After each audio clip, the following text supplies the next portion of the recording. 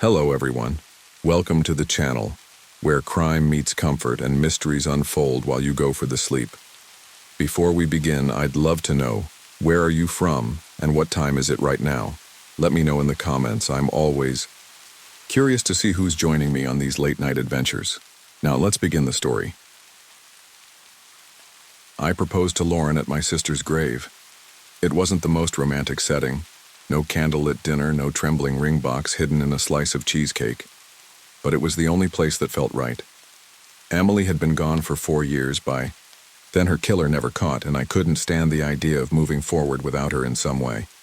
So in the quiet of Evergreen Cemetery, beneath a sky choked with low-hanging Washington rain, I knelt on damp earth and whispered, "Help me remember her alive." Lauren said yes. For 5 years, she did exactly that. She kept Emily's photo in her wallet, right behind her driver's license, so that every time she pulled it out to buy groceries or gas, Emily's face would be there smiling up at her. She never asked me to move the old quilt Emily had sewn from my side of the closet, and when Katie was born, she traced her tiny fingers over the faded newspaper clipping that announced Emily's disappearance in 1988. I thought we had time. Then, on June 12, 1997, Lauren disappeared. I'd spoken to her less than an hour before. She was at Safeway buying milk and batteries. "Do you want me to pick up those protein bars you like?" she asked. "Nah, I'm good." I was at work, packing up for the day, distracted by the rain hammering against the half-built framework of a new housing development. Be home soon? 15 minutes tops. She never made it. It took 3 hours before anyone noticed. A store clerk named Tommy Carlson was on a smoke break when he spotted the abandoned grocery bags in the parking lot. One had tipped over, a carton of eggs seeping onto the pavement. He figured someone had just forgotten them, until he saw Lauren's purse sitting on the front seat of our Dodge Caravan, the driver's side door slightly ajar. At 9:27 p.m., a cop knocked on my front door. I remember everything about that moment. How the porch light buzzed and flickered, how my fingers fumbled with the lock, how my heart rate spiked even before I opened the door. The officer, a young guy with a buzz cut and rainwater dripping off his jacket, looked at me with a face that said bad news. "Mr. Mercer?" "Yeah?" "Your wife's car was found in the Safeway parking lot. No sign of her." I didn't hear most of what he said after that. I was already shoving past him, running for my truck, keys shaking in my hand. The parking lot was mostly empty when I got there. Lauren's Caravan sat exactly where she'd left it, the windshield wipers frozen. Mid-motion, the groceries were still inside. I remember staring at that gallon of milk, untouched, sweating beads of condensation and feeling sick. Detective Naomi Reyes arrived 10 minutes later. I knew her by reputation. She was the one who still worked my sister's case when no one else did. Reyes was mid-40s, sharp-eyed, the kind of cop who didn't believe in coincidences. "David," she said, pulling me aside, "walk me through your day." I told her what I knew. Lauren had gone to the store after work around 5:45 p.m. She called me at 6:03 p.m. She should have been home by 6:20. By 9:30, she was officially missing. Reyes frowned. "That's a short window." I already knew what she was thinking. Emily had vanished in an even smaller one. The search started immediately. Friends, neighbors, and off-duty cops combed the streets with flashlights. Reyes organized volunteers to check abandoned buildings, empty lots, the old military bunkers near Fort Lewis. Someone brought a bloodhound. By midnight, I was walking the banks of the Nisqually River with a group of guys from my construction crew, calling Lauren's name into the darkness. I barely remember going home that night. The house felt wrong, too still, too empty. The dining room light was on exactly how Lauren had left it, casting long shadows across the kitchen floor. Her favorite mug sat in the sink, a smear of lipstick on the rim. I sat at the table and stared at it, my mind playing tricks on me. Maybe she just walked out, maybe she needed air, maybe she'd be home any second now, shaking the rain from her coat, apologizing for scaring me. But I knew better. At 2:17 a.m., the phone rang. I lunged for it, nearly knocking it off the table. "Lauren?" Silence, then a click. Whoever it was, they never called back. By dawn, the media had caught on. Reporters lined the sidewalk, cameras flashing. One of them shoved a microphone at me asking how it felt to have both my wife and sister go missing. I don't even remember what I said, only that Reyes had to physically pull me away before I broke something. By noon, flyers with Lauren's face were taped to every storefront and gas station in Olympia. I went to Safeway and handed them out myself, ignoring the pity in people's eyes. "You see anything?" I asked Tommy Carlson, the clerk who'd found her groceries. He shook his head. "I swear, man, I didn't see a thing. She was just gone." The word echoed in my head like a taunt. At 3:42 p.m., Reyes knocked on my door again. She held a plastic evidence bag in one hand, a folded piece of paper inside. "We found this in Lauren's jacket pocket," she said. I took the bag, my fingers numb. Inside was a receipt, Safeway, June 12th, 6:03 p.m., 1 gallon of milk, AA batteries, pregnancy test. I couldn't breathe. That night I sat in our bedroom, staring at the ceiling. The mattress felt too big without Lauren beside me. My body ached with exhaustion, but every time I closed my eyes, my brain refused to rest. Lauren had been pregnant. I should have known. I should have seen the signs. The way she'd been tired lately, how she'd started eating more fruit, how she'd hesitated that morning when she kissed me goodbye. The realization settled over me like a weight I couldn't shake.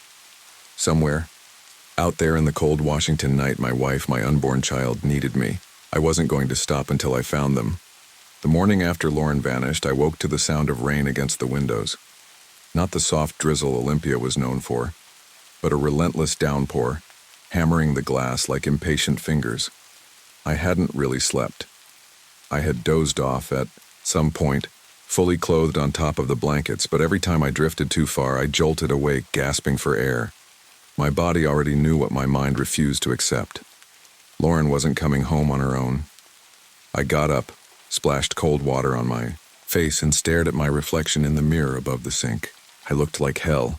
Eyes bloodshot, skin pale, stubble creeping across my jaw. I barely recognized myself. Lauren always used to tease me when I let my beard grow too long. "David, you're turning into a lumberjack," she'd say, laughing, as she ran a hand across my chin. I gripped the edge of the sink, my knuckles going white. I had to find her. The house felt suffocating, so I grabbed my jacket and stepped outside. The front yard was already swarming with people, neighbors, co-workers, even a few guys from my old high school football team. They stood in small clusters, holding steaming cups of coffee, waiting for instructions. A few reporters had gathered. Near the curb, cameras at the ready, but no one had the nerve to approach me yet. Detective Reyes arrived a few minutes later. She was dressed in a dark raincoat, her hair pulled back into a tight ponytail. She looked exhausted but determined. "We've got teams searching the river basin," she said, getting straight to the point. "Others are checking the logging, roads, and the parks. I need you to tell me again, did Lauren have any enemies? Anyone who might have been watching her?" I shook my head. "No. She was a kindergarten teacher, for Christ's sake. Everybody loved her." Reyes frowned. "What? About ex-boyfriends? Anyone from her past?" "She dated a guy in college," and I admitted. "But that was years ago, and they weren't serious. He moved to Texas after graduation. I doubt he even knows she's missing." Reyes made a note in her little leather-bound notebook. "What about you?" I looked at her sharply. "Me? People hold grudges, David. You work in construction. Ever fire someone? Piss off the wrong guy?" I rubbed my face. My hands were shaking. "I don't know. Maybe. But nothing serious. Nothing like this." Reyes studied me for a moment, then nodded. "All right. Let's go over her last known movements again." We walked to the Safeway parking lot together. Even in the daylight, it felt eerie.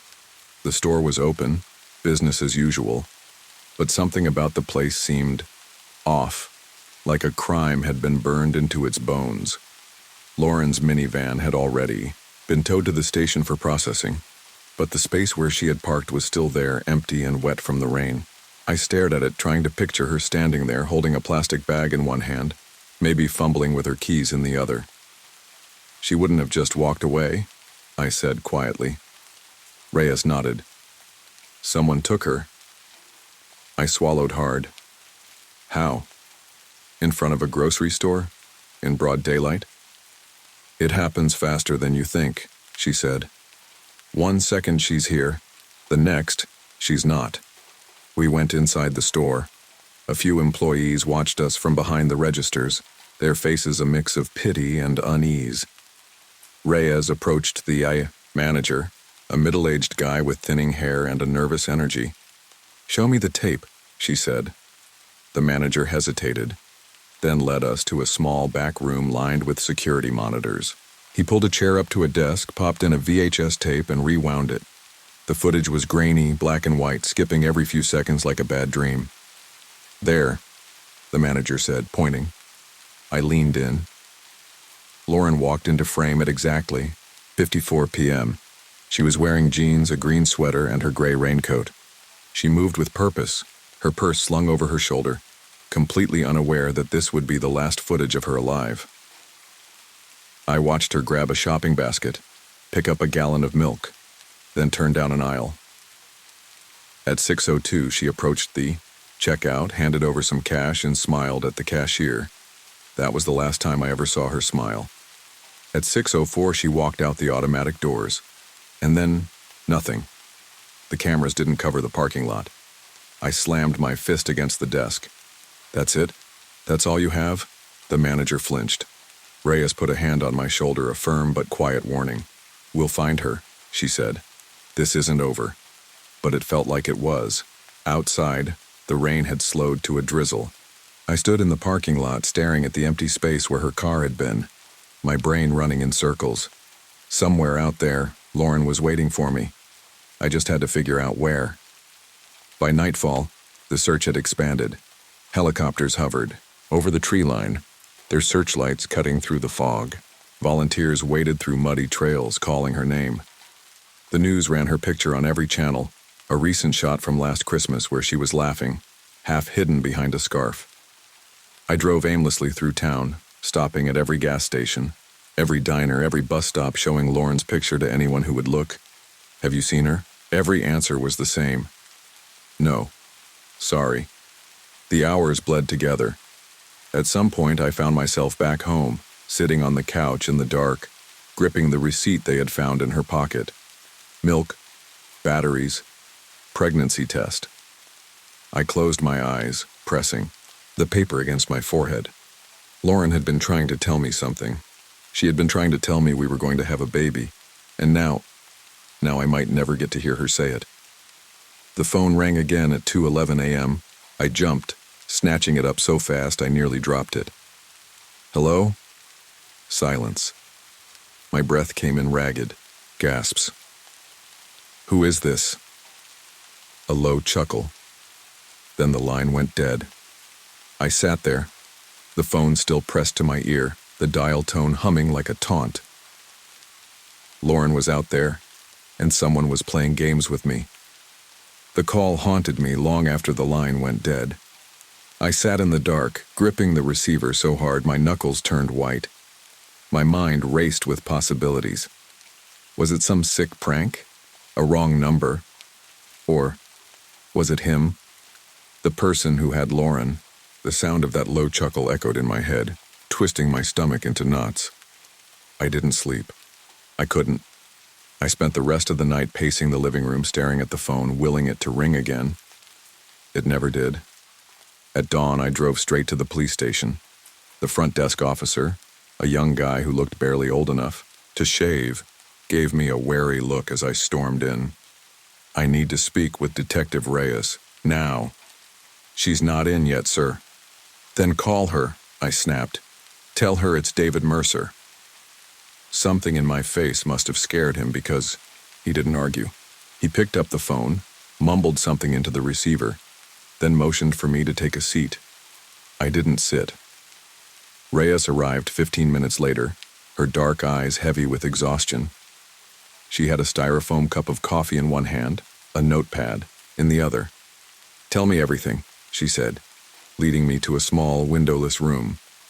I told her about the call, about the silence, About that goddamn chuckle.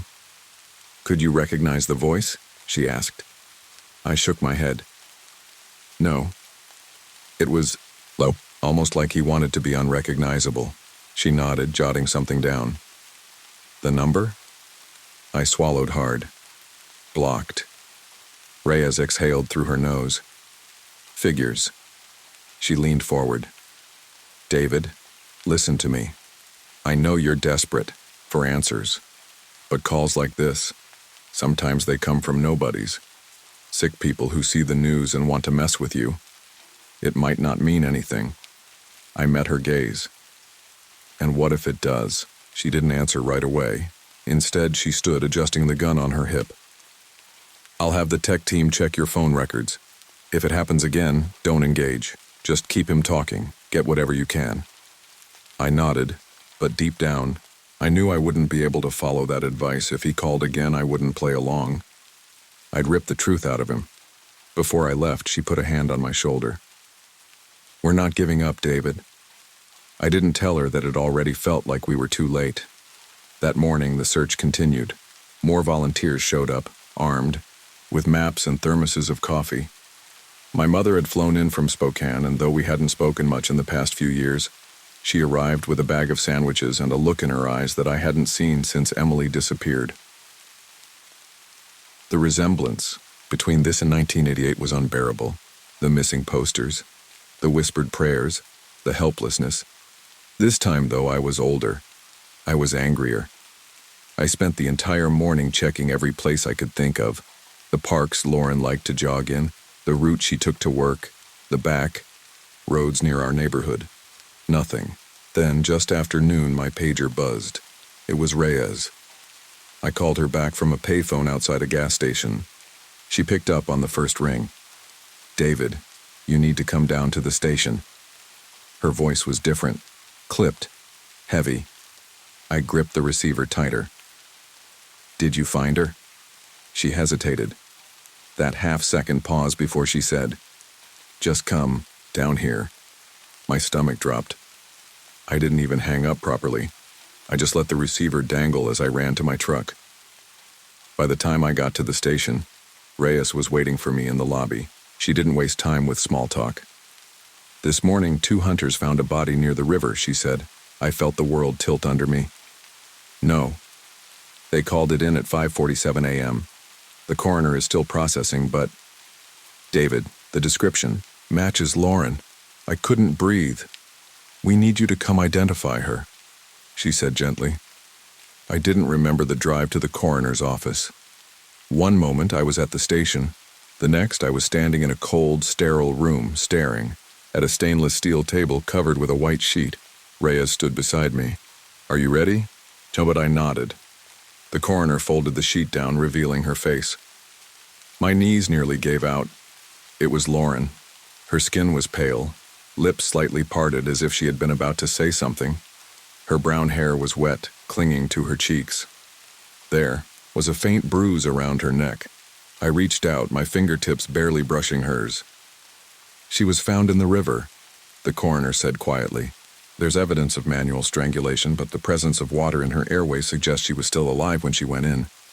I swallowed the bile rising in my throat. She drowned? The coroner nodded. Post-mortem bruising indicates she may have been moved after death. There are also signs of a struggle. Scratches on her arms, broken nails. She fought. Of course she did. Lauren had never been one to give up easily. I forced myself to look at her one last time, memorizing every detail before I nodded to Reyes. Cover her. The sheet came back up, and just like that she was gone. I don't remember much of the next few hours. It was a blur of questions, condolences, and the distant hum of fluorescent lights. At some point, Reyes sat me down in her office, a file in front of her. We found something else, she said. I didn't answer. She pushed the evidence bag toward me. Inside was a single silver hoop earring, Lauren's. We found this in a motel room on the east side of town, Reyes continued. The room was rented to a man named Robert Shanahan. I blinked. The name meant nothing to me. He has priors for assault and auto theft, she went on. We're pulling records now, but David, The way Lauren was taken, the way she was found, it's eerily similar to Emily's case. My vision blurred. The room spun. "I need you to tell me the truth," she said. "Do you know this man?" I shook my head. No, but deep down, something told me that Shanahan knew me, and he had been waiting a long time for this moment. I barely slept after seeing Lauren's body. The image of her lifeless face stayed with me, burned into the backs of my eyelids every time I closed them. I sat in the kitchen all night, a bottle of whiskey untouched on the table, staring at the phone. I wanted it to ring. I wanted that voice to come back so I could scream at him, demand answers, demand why. But the phone stayed silent. By morning, the house felt too empty, too still. Lauren's coffee cup was still in the sink from 2 days ago. Her running shoes sat by the door, exactly where she'd left them. The scent of her shampoo still clung to the bathroom towel. Everything was normal. Except it wasn't. I had lost her, and I couldn't even grieve yet. The police were closing in on a suspect, Robert Shanahan, a name that meant nothing to me, but everything to them. His record spoke for itself. Assault, auto theft, violence against women, the kind of man who had no place in the world except behind bars. I needed to see him. I needed to look him in the eye and ask why. Detective Reyes didn't like the idea, but I pushed, hard. "You think I don't understand what you're going through?" she said, her voice sharp. "You think I haven't seen 100 families like yours? Men like you, ready to throw everything away for some half-baked revenge plan?" I didn't answer. She sighed, rubbing her temples. "You won't get what you're looking for, David." "How do you know?" I shot back. "Because I've seen it," she said. "They don't give you anything. No closure, no apology, just a smug little smirk because they win when you break." But I didn't care. I needed to see him. After hours of arguing, she finally relented. But under strict conditions, I wouldn't be alone. No touching, no threats. One wrong move and they'd throw me out. The next morning, I found myself in the interrogation room of the Thurston County Sheriff's Office. Shanahan sat across from me, wrists cuffed to the table. He was thinner than I expected, with greasy, blonde hair and a faded scar running down his cheek. He looked at me like I was nothing. "David Mercer," he said, dragging my name out slow like he was tasting it. "Man, I was waiting for you." My fists clenched under the table. "Did you kill my wife?" he smirked. "Straight to it, huh? No, how are you? No, why'd you do it?" I repeated myself. "Did you kill Lauren?" He leaned back in his chair, the cuffs clinking against the metal table. Man, I hate when people ask questions they already know the answer to. I saw red. I gripped the table so hard I thought it might snap. "You think you're smart," I said. "You think you're untouchable." His grin widened. "Oh, I know I am." Reyes stepped forward, her voice calm but firm. "Shanahan, we found her. Earring in your motel room. We have your fingerprints, your DNA, you're done." He shrugged. "So?" That single word, "so," almost pushed me over the edge. Then he leaned in, his voice dropping to a whisper. "You should have checked your trunk better." Something inside me shattered. I lunged across the table, fists flying, but Reyes was faster. She grabbed my arm, yanking me back before I could make contact. The officers swarmed in, dragging me away. Shanahan just laughed, a slow, mocking chuckle that followed me out of the room. As I was pulled down the hall, Reyes's voice was low and furious in my ear. "I told you," she hissed. "I told you." But I couldn't hear her. All I could hear was that laugh, that sickening, knowing laugh, and suddenly I knew. This wasn't just about Lauren, this was about Emily, too. The trial lasted 4 weeks. I sat through every moment, gripping the edge of my seat, barely breathing as the prosecution laid out every brutal detail of what Shanahan had done to Lauren. They showed the surveillance footage from Safeway, grainy and static-filled, but clear enough to see Lauren walking through the parking lot. A man, just out of frame, moving toward her. They showed the evidence from his motel room, Lauren's missing earring tucked inside a balled-up sock. Her DNA found on the door handle of his stolen sedan. The mud from the lake bed matching the dirt on his boots. The jury deliberated for less than 2 hours. When they read the verdict, guilty on all counts, I felt nothing. No relief, no satisfaction, just emptiness. Lauren was still gone. No court decision could change that. I went through the motions in the days after. The sentencing hearing, where I gave a statement I barely remembered writing. The reporters who wanted interviews. The well-meaning friends and neighbors who brought casseroles and whispered their condolences. And then the silence. A month after the trial, I went back to work. I poured concrete, framed houses, moved through each day in a haze. People stopped asking how I was doing because I never had an answer they wanted to hear. At night, I sat in the garage with a six-pack staring at Lauren's gardening gloves, hanging on the pegboard. I was still in that fog when Reyes called me one evening. "We got something," she said. I sat up. "What do you mean?" "Shanahan," she said. "We ran his old vehicles through a forensic sweep, found traces of blood in the trunk of a car he stole in '88. It's degraded, but we're running tests." A chill ran through me. Emily was killed in 1988. I gripped the phone tighter. "And?" Reyes hesitated. "If it's a match, it won't bring her back, David." I exhaled sharply. "I just need to know." 2 weeks later, she called again. The blood was a match. It was Emily's. I hung up the phone and sat there for a long time, staring at nothing. For 9 years, I had lived with the weight of not knowing. I had imagined a faceless monster lurking in the dark, the man who stole my sister from me. Now, I had a face, a name. But it didn't change anything. Lauren was still gone. Emily was still gone. And I was still here, left with ghosts and memories. That fall, I sold the caravan. I couldn't stand looking at it anymore. Katie and I moved out of the house the following year. Too many shadows, too many echoes. But I kept one thing, a silver hoop earring, tucked in a drawer, a reminder of the woman who had saved me once. Some nights when the fog rolled in from the sound, I swore I could see them, 2 figures standing at the edge of the trees, hand in hand, and for the first time in years, I let myself believe they weren't alone anymore.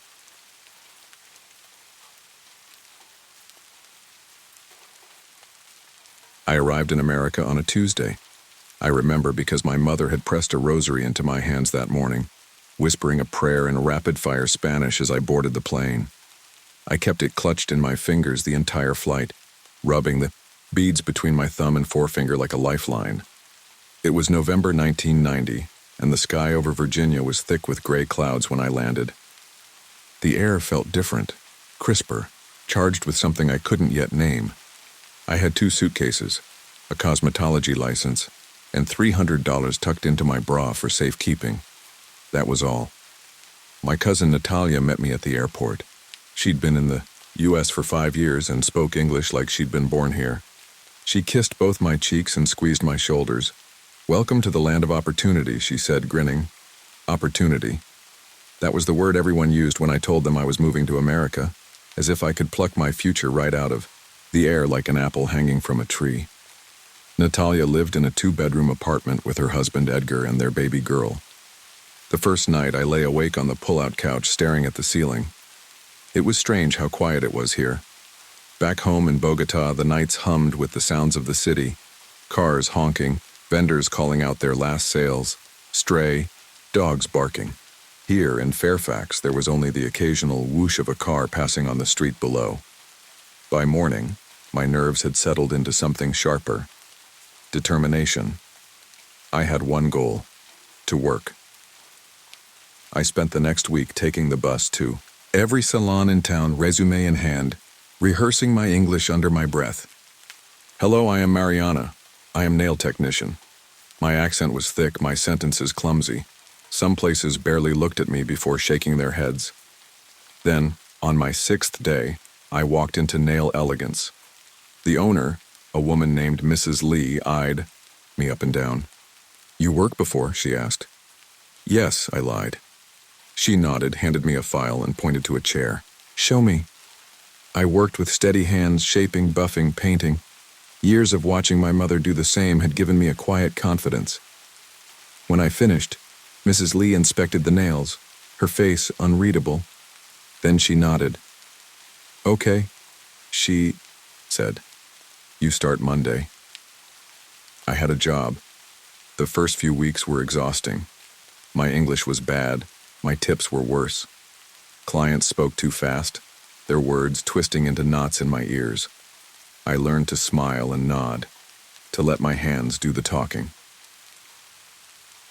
At night, I counted my tips and whispered prayers of gratitude. I was making a life here. It wasn't glamorous, but it was mine. Then I met Rick.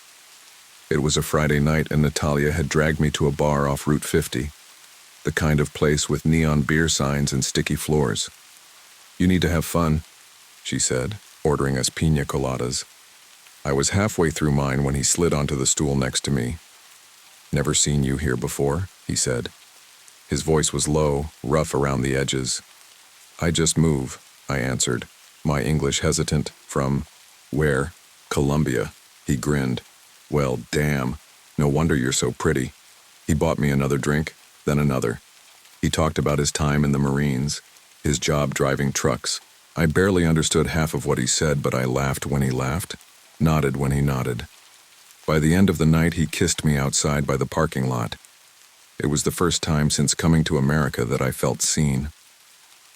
Rick was different from the men I knew back home. He was loud and sure of himself, with arms thick from years of hard work. He smelled like engine oil and aftershave, and when he wrapped an arm around me, I felt small in a way that made me feel safe. He called the next day, and the next. Within weeks, we were inseparable. He liked to talk about the future, how he'd buy a house, how I wouldn't have to work so much. "You don't need to be scrubbing other people's hands all day," he'd say. "I'll take care of you," and I believed him. By the summer of '91, we moved in together, a small rental house with beige siding and a patchy lawn. It wasn't much, but it was ours. That fall, he proposed. No ring, no big speech, just a simple, "You know I love you, right? We should get married." I said yes. At night, I lay awake next to him, staring at the ceiling the way I had that first night in Natalia's apartment. But this time, the silence felt different. It felt like I was waiting for something. For what, I wasn't sure. The first time Rick hit me, I told myself it wasn't real. It was a Saturday. I remember because I had just finished painting my toenails, and they were still drying when he came home, smelling like beer and sweat. I had been folding laundry in the bedroom when I heard the front door slam. "Mariana," he called. I stepped into the hallway. His boots were off, his socks half peeled down his ankles. His eyes were glassy, his shoulders tense. "Where the hell were you today?" I frowned. "What?" He took a step forward, his breath hot with alcohol. "I came by the shop," he said. "You weren't there." My stomach tightened. "Mrs. Lee let me leave. Early," I said carefully. It was slow. His jaw clenched. "Why didn't you tell me?" I didn't think I needed to." It happened so fast I barely saw his hand move. A sharp crack against my cheek, not hard enough to knock me down, but enough to send me stumbling. I tasted salt. Copper. The room blurred. For a moment, neither of us moved. Then Rick exhaled, long and shaky. "Shit," he muttered. His hands flexed, like he was trying to shake off whatever had just taken over him. "Baby, I held up a hand. "Don't," I whispered. The rest of the night passed in silence. He didn't say sorry. I didn't ask him to. The next morning, I stood in front of the mirror, pressing my fingers to the swelling on my cheek. I traced the bruise like I was trying to memorize it, as if knowing its shape would help me understand how we got here. When Natalia came to visit that afternoon, I kept my face turned away. "Todo bien?" she asked, watching me closely. I smiled too fast. "Sí, solo cansada." I was tired of trying to believe that Rick was still the man who used to bring me flowers after work, who held my hand when we walked through the grocery store. But that wasn't the last time. Month after month, the anger came in waves. At first, it was just words. You're getting fat. Jesus, do you ever shut up? Who the hell are you all dressed up for? Then it was small things. His grip on my wrist a little too tight, a shove against the kitchen counter, a beer can thrown too close to my head. By the summer of '92, I learned to move carefully. I learned to gauge his moods the second he walked through the door. Was it a good night? Did he have a good route? Did his boss yell at him? Had he stopped for drinks after work? If the answer to the last one was yes, I knew to keep my mouth shut. One night in August, I found out I was pregnant. I had suspected for weeks. The nausea in the mornings, the way exhaustion clung to me like a heavy blanket.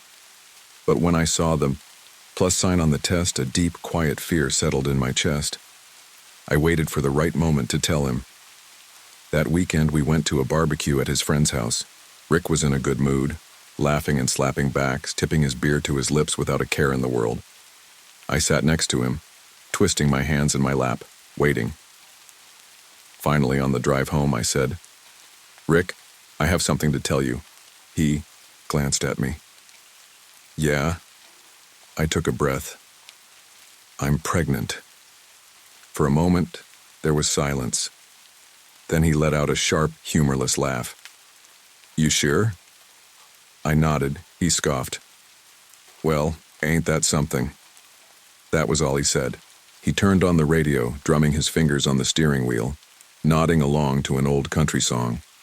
I stared out the window, my heart thudding. I had expected something. Excitement, anger, anything. But he just kept driving, like I hadn't spoken at all. 2 weeks later, I lost the baby. It happened late at night.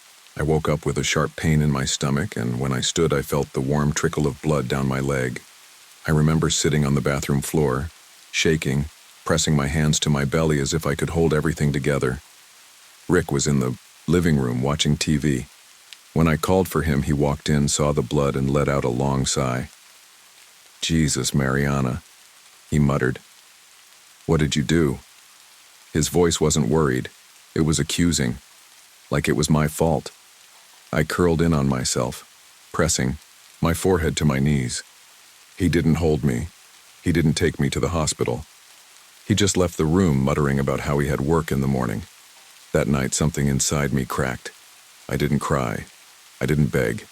I just stared at the tiles, tracing the cracks in the grout, thinking, this is not the life I was promised. After that, the bruises became easier to cover. My coworkers at Nail Elegance never said anything, but I could see the way they looked at me when I wore long sleeves in the summer, when I dabbed too much concealer under my eyes. Mrs. Lee pulled me aside one afternoon. "Mariana," she said softly, "if you need help." I shook my head. "No," I said quickly. "I'm fine." I wasn't, but I had nowhere to go. And Rick knew that. So I stayed, because that's what good wives do. That's what I told myself anyway, until the night I stopped believing it, and everything changed. It's hard to pin down the exact moment I knew something was different. There was a change in the air that night, something thicker, more suffocating than the usual tension. I felt it in the pit of my stomach, a sense of dread that had settled in like an old ache.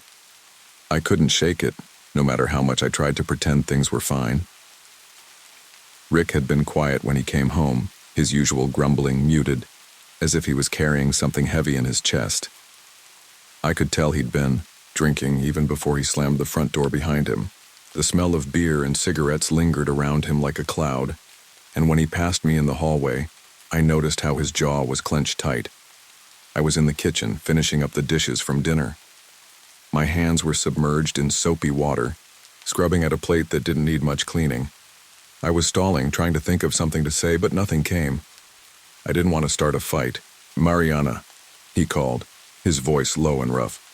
I turned, a towel still in my hands. "Yes?" He was standing in the doorway, looking at me with that strange, cold look that always made my heart race. The one that told me he was trying to hide something, or worse, that he was about to explode. "You been going through my stuff?" I frowned, confused. "What do you mean?" He took a step closer, his eyes narrowing. "I found some of my things missing. And don't try to lie to me. I know you've been poking around. I shook my head, my pulse quickening. Rick, I haven't. He cut me off with a sharp wave of his hand. Don't fucking lie, Mariana. I know what you've been doing. I felt the air get thinner, like there was a weight pressing on my chest. His words didn't make sense, and my mind struggled to catch up with them. I had nothing to hide. I hadn't taken anything.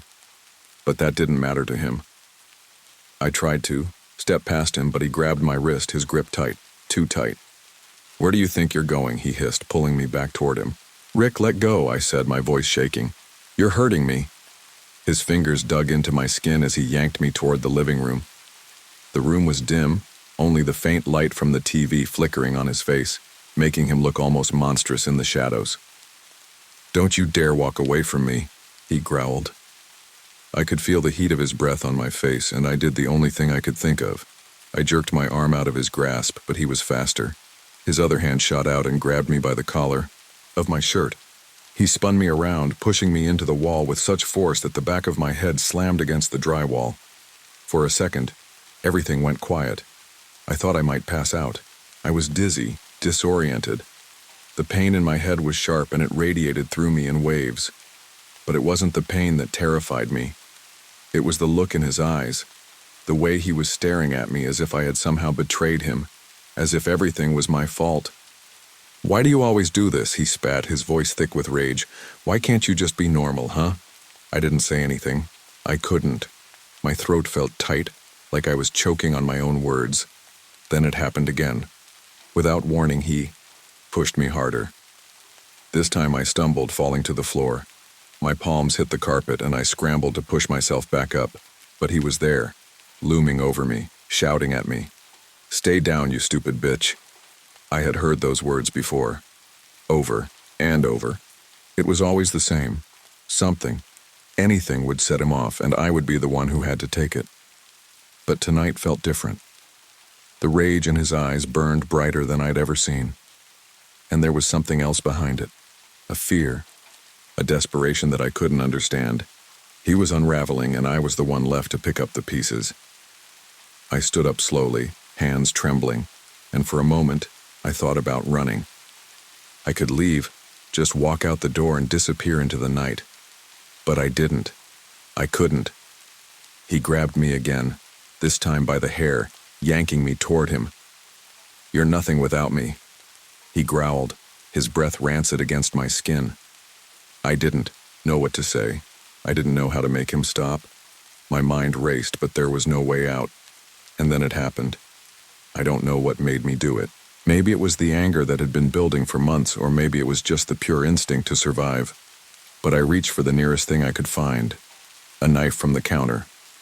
I didn't think, didn't hesitate. My hand just moved. Rick, didn't see it coming. I could feel the cold steel against my palm, the weight of it as I gripped the handle. I swung, not aiming, just reacting. The blade caught him on the arm, and he shouted, pulling back in surprise. Jesus Christ, Mariana. But I didn't stop.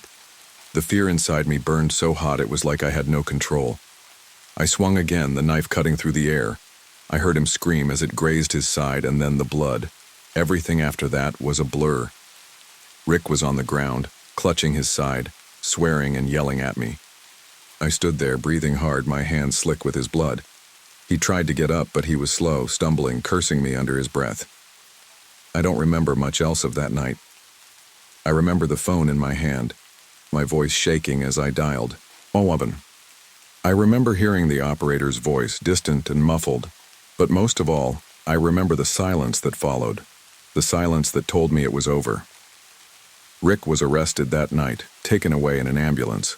He lived, but he was never the same, and neither was I. The room felt too quiet when they took Rick away. Too still. Too empty. Like the air had been sucked out of the house. I didn't move for what felt like an eternity, standing in the same spot where the whole nightmare had unfolded. The blood on the floor was drying, a dark reminder of what had happened just hours before. I looked down at my hands, now red and trembling, still holding onto the knife. It was the only thing that had saved me, and I hated myself for having to use it. The police came in shortly after the ambulance pulled out. 2 officers, both young, one of them looking at me like I was some kind of criminal. I didn't say anything. When they asked what happened, I couldn't find the words. They must have seen the blood on my clothes and the knife still clutched in my hands. The older one, Officer Danvers, asked me to sit down. I could barely feel my legs.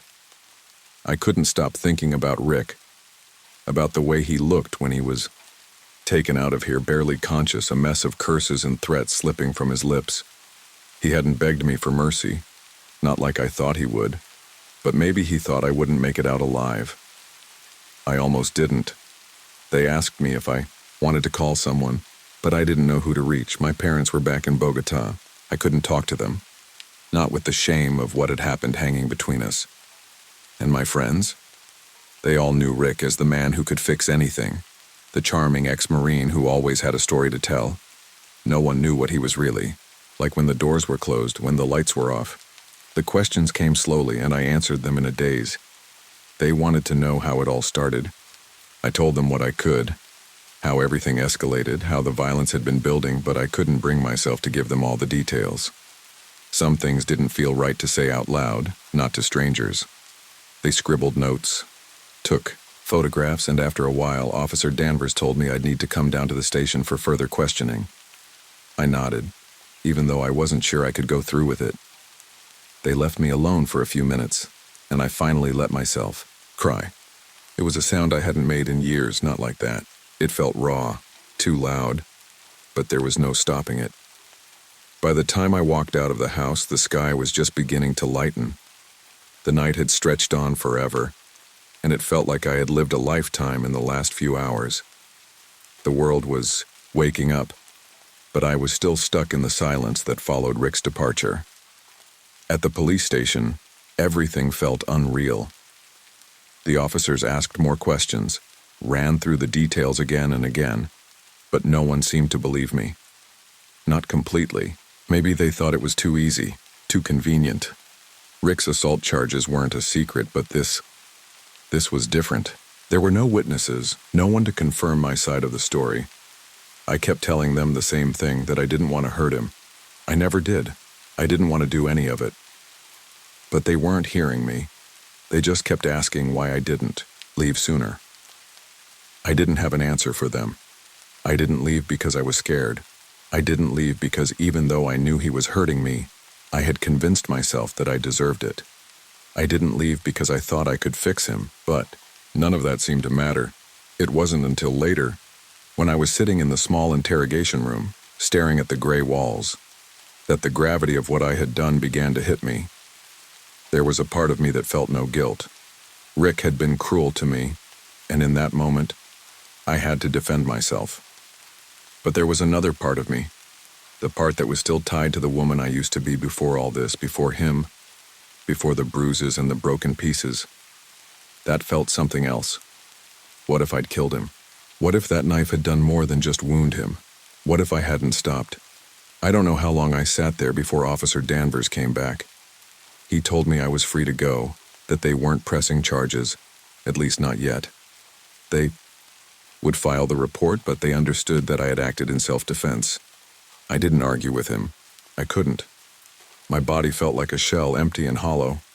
When I walked out of the police station, I almost didn't know where I was. The morning light felt foreign, too bright, too harsh. The streets were busy, people going about their lives, like nothing had changed, like the world hadn't shifted on its axis just hours before. I thought about Rick, how he had been taken away in an ambulance, how he would be back at the hospital, recovering from what I'd done. I thought about the life he'd had before me, the life he had destroyed in me, and I wondered if he would ever truly change. But none of that mattered now. I had to move forward, even if I didn't know what that looked like. I went back to the house, the one that was still filled with echoes of Rick's anger. I started packing, throwing clothes into a bag, not really thinking, just moving on autopilot. I couldn't stay there. I couldn't keep living in the same place that had become a prison. That's when the thought hit me. I had to leave. I didn't know where to go, but I knew I couldn't stay in Virginia. Not anymore. I called my friend Isabel, the one who had always been there when I needed someone. She told me to come to New York, that I could stay with her as long as I needed. It wasn't much, but it was a start. I left that afternoon, leaving behind the house and the life I had tried to build. The car ride was quiet, the road ahead uncertain, but for the first time in years, I felt a sense of possibility. Maybe I wasn't broken beyond repair. Maybe I could start again. And for the first time, I let myself believe it. The train ride to New York felt like it would take forever. I didn't mind the silence, though. After everything, after the hours in the interrogation room, the questions, the confusion, it was nice to be alone with my thoughts, even if I wasn't sure I could trust them. It felt like the world was in fast forward, but I was stuck in slow motion. Isabel's voice was a faint memory now, but the warmth of her words, telling me that I could stay with her as long as I needed, still lingered. I'd never been one to ask for help, but in that moment I realized how desperate I had been, how much I needed someone who understood, someone who wouldn't look at me with judgment. I couldn't keep thinking about Rick. I couldn't, not after what happened. But I had no choice. His face, those last few moments as the officers hauled him out of the house, still haunted me. Part of me wanted to feel something, remorse, guilt, maybe even sadness, but all I could feel was relief. I was free from him. I had fought back. I had survived. But it wasn't that simple, was it? I kept telling myself that it was, that I had done what needed to be done, that he had pushed me into a corner with no way out. I had acted in self-defense, but there was still a voice in my head that asked the question I didn't want to answer. Was I truly free? I didn't want to talk about it. Not yet. I wasn't ready. By the time the train pulled into the station, it was evening. The city lights flickered like fireflies and the buildings stretched up into the dark sky, all lit up as if the world was alive. I had never been to New York before. I always thought it was just another city, but there was something about it that felt different. Maybe it was the way the city never seemed to sleep. Maybe it was the way people walked with purpose, like they were all running toward something. Isabel was waiting for me on the platform. She was dressed in a thick coat, and her short hair was pulled back into a messy bun. I could tell she'd been up all day, but when she saw me, her face softened and she opened her arms like she was waiting for me to collapse into them. I hesitated for a second, but then I did. I needed it. Isabel didn't say anything at first. She didn't ask about the details of my escape or how I had made it this far. She just wrapped her arms around me and held on. I cried then, quietly, softly. I wasn't sure how long it lasted. But when it was over, Isabel pulled back and took my hand. "Come on," she said, her voice steady. "Let's get you home." The apartment was small, but it was cozy, and for the first time in a long time it felt like a safe place. I unpacked the few things I had brought with me, not much, just some clothes, my old photographs, and a handful of makeup. Everything I needed was packed in a duffel bag. I didn't want to bring too much. I was still learning how to let go. Isabel made me tea and we sat on the couch together in silence. The apartment was quiet, the only sounds coming from the hum of the city outside and the occasional clink of a car passing by. "You don't have to tell me everything," Isabel said, after a while. "But I want you to know that you're safe here, okay?" I nodded. I wanted to believe her. For the next few weeks, life became a blur of adjustments. I stayed inside mostly, not sure what to do with myself. I would go out occasionally to get groceries or pick up something from the corner store, but for the most part I didn't venture far. I didn't want to run into anyone, and I didn't want anyone to ask me questions I wasn't ready to answer. Isabel helped me find work at a small salon on the Upper West Side. It wasn't much, but it was enough. Enough to keep me busy, to keep my hands moving. The clients came and went, each one with their own story, their own life. For a while I could focus on something other than my own pain, but even in New York I couldn't outrun the memories. I started to sleep through the night again, but I would still wake up at odd hours, startled by nightmares, visions of Rick, and his face twisted in anger. Sometimes I could still smell the whiskey on his breath, feel the sting of his hands on my skin. It never fully left me. The physical pain healed, but the emotional scars lingered. It wasn't until a few months later that I found the courage to go to the courthouse. I needed to do it. I needed to see if he was okay, to find out if he had gotten the help he needed. I stood outside the courthouse for an hour before I could bring myself to walk inside. I wasn't sure what I was expecting, but I knew I had to face this.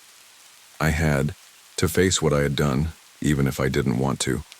When I finally did enter, I found the public records desk and asked for the information on Rick's case. They pulled up the file and I scanned the details quickly, my heart pounding in my chest. He was alive.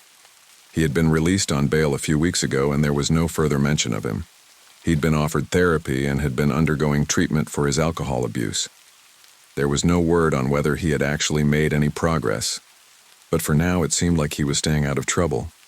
I didn't know how to feel about that. I didn't know if I should feel relief or anger. Maybe both. Maybe neither. But there was one thing I knew for sure.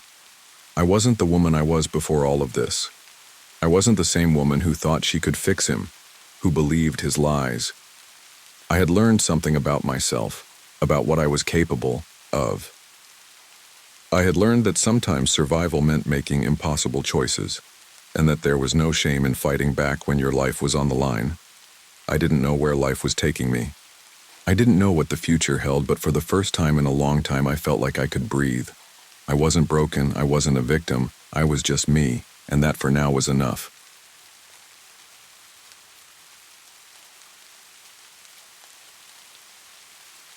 The sun always set like fire over Azania. It painted the desert in blood-red strokes, casting long shadows across the cracked earth. And in those shadows, deals were made. Deals that held the country together by threads thinner than a man's last breath. The streets of Port Sakhir, once proud and full of life, now pulsed with the undercurrent of a dying regime. I'm Nassim Sharif, and I was once the only thing standing between Azania's hell and the world outside. A detective in the country's one decent precinct, trying to keep my head down, my hands clean, and my soul from slipping away.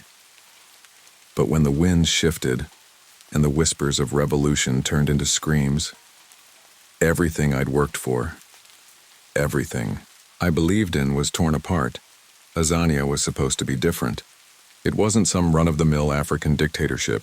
It was supposed to be the jewel of North Africa, a bridge between the Arab world and the West. Instead, it was a wasteland, a kingdom of dust and corruption that ate its children alive. The country had once been prosperous, and its leader, President Idris Mubaraki, had a grand vision.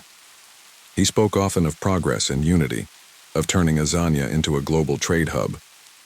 His 30-year reign, however, was marked more by secret bank accounts in Switzerland than by any meaningful development. The youth, with no jobs and nothing to lose, had become the backbone of an underground economy, an economy built on blood, fear, and corruption. Mubaraki's vision never saw the light of day. Instead, it was hijacked by men like Khalid al-Mansouri. He was once a soldier, a commander of the military's special forces, with a reputation for ruthlessness and cunning. He'd seen the cracks in Mubaraki's regime long before most, and he'd capitalized on them. He'd taken the city's docks, the lifeblood of Azania, and turned them into his personal fiefdom. The Scorpion Network was his creation, a mix of ex-soldiers and criminals, skilled in the art of extortion, smuggling, and kidnapping. Then there was the Crimson Crescent, an Al-Qaeda affiliate turned criminal syndicate. They operated in the shadows like ghosts. Heroin labs in the Atlas Mountains, weapons deals across the continent, and more bodies than anyone cared to count. They didn't care about Azania's politics, they cared about power and money and the human misery that came with it. In the early days, I thought I could keep it together. I thought I could hold the line between right and wrong, but the line blurred. People disappeared. I couldn't ignore it anymore. The day the British engineers were kidnapped, I knew something big was coming. We'd gotten reports that the Scorpions were targeting foreign nationals, but nothing could have prepared me for the carnage. March 15, 2010, became a day etched in my memory. a day when the scale of everything became impossible to deny. 9 British engineers working for BP had been taken from a desert compound in the middle of nowhere. The Scorpions were demanding a $12 million ransom, small change for the oil giants but a fortune for anyone else. What happened next was the beginning of the end. MI6, the British intelligence service, thought they could negotiate. They thought their power and influence would intimidate Khalid al-Mansouri. They were wrong. The hostages were executed. Slaughtered in the same brutal way the Scorpions had done countless others. Throats slit, bodies dumped at the gates of the European Union's embassy. It was a message, a reminder that the laws of this land no longer applied to the men who controlled it. When I saw the bodies, I felt the weight of the truth. There was no going back. The country was spiraling into chaos, and Mubarak, he was too deep in his own web of corruption to care. I was just a cop in a failing city, trying to make a difference, but I had a feeling, one of those gut feelings you get when you're in over your head. There was more to this than just a ransom demand gone wrong. Something bigger was happening beneath the surface. Something that would change everything, and it all led back to one man, Khalid al-Mansouri, the Scorpion. The investigation had been slow at first, pieced together with whispers from informants who trusted no one. The docks were under his control.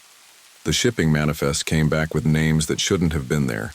Bodies hidden in shipping containers, drugs camouflaged as legitimate exports, weapons bound for unknown buyers. Even the Interior Ministry had its fingers in the pot. The rot went all the way to the top. Mubarak had let it happen, even encouraged it. The system had been his safety net. As long as the money flowed, as long as the status quo was maintained, he didn't care how much blood was spilled. The more I dug, the more the picture became clear. The Scorpions weren't just a criminal gang. They were a network, one that had entangled the government, the military, and the international community. But the deeper I went, the more dangerous it became. I knew there were eyes on me, watching every move I made. The same eyes that had silenced anyone who got too close to the truth. The same eyes that made sure no one lived to tell the story. Wasn't sure how long I'd have before the walls closed in on me. But I wasn't going to stop. Not now. Not after everything I'd seen. Azania had become a country where nothing was sacred, not even life itself. But I was still a cop. And as long as I was breathing, I was going to fight for the truth. There was only one way out of this. Take down the Scorpions, expose the corruption, and show the world what Azania had become. The truth would cost me everything, but it was the only thing I had left. I could feel the heat of the desert sun on my face as I walked through Port Sakir's streets. The air was thick with the smell of exhaust and burning garbage, the kind of scent that clung to your skin and made you wonder if you'd ever be able to wash it off. The city had its own rhythm, one that was always at odds with the peaceful image the government tried to project. Beneath the surface, the sound of shuffling feet, hushed conversations, and distant gunfire created a symphony of discontent. The streets here didn't speak with words, they whispered in shadows, and those shadows belonged to men like Khalid al-Mansouri. I remember the first time I heard his name. It wasn't from an informant or a witness. It was from someone who was just passing through, a man who had been in the wrong place at the wrong time. He'd been just another contractor, another foreigner looking to cash in on Azania's promise of untapped oil reserves. The man, an engineer named Marcus, had been drunk, stumbling into the wrong bar at the wrong hour. That's where he'd heard about al-Mansouri and the Scorpions. Marcus hadn't lasted long. I found his body the next morning, washed up in a back alley like garbage. A single bullet wound in his chest. No struggle. Just a quiet execution. The kind you didn't hear about. The kind you didn't talk about. That was al-Mansouri's world. A world where people disappeared without a trace, and the only ones left were those who had something to gain from it. The Scorpions had their claws sunk deep into the city's infrastructure.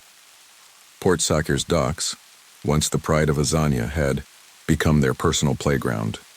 Every shipping container that passed through was a potential hiding spot for weapons, drugs, or people. The Scorpions controlled nearly 80% of the docks, and no one could move goods through the port without their permission. It was a chokehold on the economy, and no one dared to complain. The few who did were soon silenced. That's what made it so difficult for me. I wasn't just fighting crime. I was fighting an entire system. The police were as corrupt as the politicians. And the more I learned, the more I realized how far the rot went. Even the military, once seen as the defenders of Azania, had turned a blind eye to the growing power of the Scorpions. Many of them had joined the network themselves. They were soldiers turned mercenaries willing to kill for cash. The lines between the good guys and bad guys were long gone. They were all on the same side now, and that side was not mine. I sat in my small office, surrounded by a pile of papers that seemed to grow every day. The manila folders filled with names and numbers were all I had to hold on to. And then there were the shipping manifests, detailed records of every container that entered or left Port Sakhir. I had copies of some from the past few months, and they were enough to make my skin crawl. There were dates, names, and coordinates of shipments that made no sense. Shipments that were marked as legitimate goods but turned out to be cocaine, heroin, or worse, people. I had my suspicions for months. It wasn't just about drugs or weapons. It was the human trafficking that bothered me the most. The Scorpions had perfected the art of moving people in the dead of night, using ghost ships, vessels that would appear and disappear from the radar, their movements hidden behind false documentation. They trafficked men, women, and children, using them as cheap labor or worse. But the most disturbing part was that these ships weren't just leaving Azania's shores. They were coming in too. Port Sakhir had become a crossroads for human misery, a place where bodies were traded like goods. It took me weeks to put the pieces together, but when I did, I couldn't ignore the ugly truth. The Interior Ministry, the very department that was supposed to protect the people, was in bed with al-Mansouri. I found evidence that showed money flowing from the Scorpions' accounts to high-ranking officials in the government. The names were familiar. Some of them had been with Mubarak since the beginning, long before the corruption scandals had surfaced. They'd been playing both sides, pretending to be law and order while lining their pockets with blood money. But I wasn't the only one watching. MI6 had also gotten wind of the Scorpions, though their approach was far more diplomatic.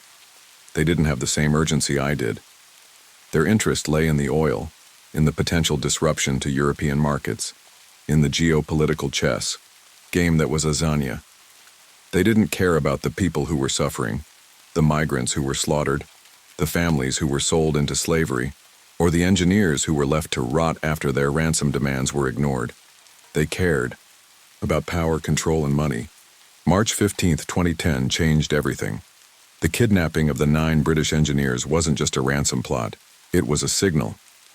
Al-Mansouri was sending a message to the world, one that said, Azania is mine. When the hostages were found, murdered, brutally executed with the signature Scorpion method, throats slit with serrated knives, it was clear the game had changed.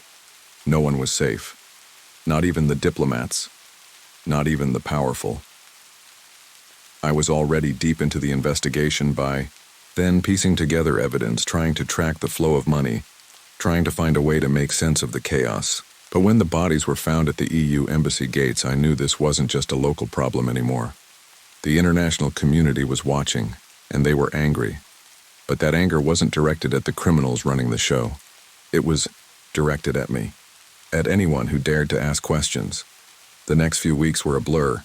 I kept digging, and the more I dug, the more dangerous it became. My office was ransacked, files went missing, and I was followed everywhere. It was clear they knew I was getting too close, but I couldn't stop. There was one piece of evidence that could bring the whole system down: the payroll that connected the Interior Ministry to the Scorpions. It was buried in a bank in Switzerland, and I knew it was the key. If I could get my hands on it, it would be the nail in Mubaraki's coffin. But getting it meant crossing lines I wasn't sure I could come back from. It meant risking everything I'd worked for, and worse, it meant risking my life. But I didn't have a choice. In a country like Azania, you either played the game or you died. And I wasn't about to let it all go down without a fight. The Scorpions had their grip on this city, on this nation, but I wasn't going to let them have it all, not if I could stop it. The night was always thick with the smell of smoke and salt water, especially when I walked past the Red Mirage Casino. Port Sakhir had become a city where everything was a front. Every building, every establishment, a facade hiding something darker. But the Red Mirage wasn't just any casino. It was a nerve center for the Scorpions, a place where money flowed as freely as the liquor. You could see it in the eyes of the people who walked through its heavy doors. They were all either running from something or hiding something. I had been there once before, not for a drink or a bet, but to meet someone who had a connection. You didn't walk into the Red Mirage unless you had a reason. The place had its own set of rules, a world where deals were made in whispers and the stakes were always high, too high for most people to understand. But I wasn't most people. I was a cop trying to catch a shadow. The casino was a sprawling, dimly lit labyrinth of velvet and gold, with the kind of luxury that screamed money laundering. The chandeliers were so ostentatious, they looked like they belonged in a palace. But there was nothing royal about the way the place was run. It was a sanctuary for men like Khalid al-Mansouri, men who were too dangerous to be seen in the daylight and who didn't mind flaunting their power behind closed doors. I had learned about the casino's connections during my investigation. The owner, Amira al-Mansouri, Khalid's wife, had been involved in the operations from the beginning. She wasn't just the glamorous figurehead of the business. She was the one who managed the finances, the one who made sure the flow of money from the Scorpions' various illegal activities was never interrupted. The Red Mirage wasn't just a place to gamble. It was a laundering machine, a way to clean the proceeds of the Scorpions' blood-soaked empire. Drugs, weapons, stolen goods, all of it passed through the casino, and no one asked questions. Didn't know what I was hoping to find that night. Maybe I thought the walls would speak to me, or maybe I was just desperate for any lead that might get me closer to the heart of the operation. But walking into that place felt like stepping into another world, one that I didn't belong to, but one that I couldn't seem to escape.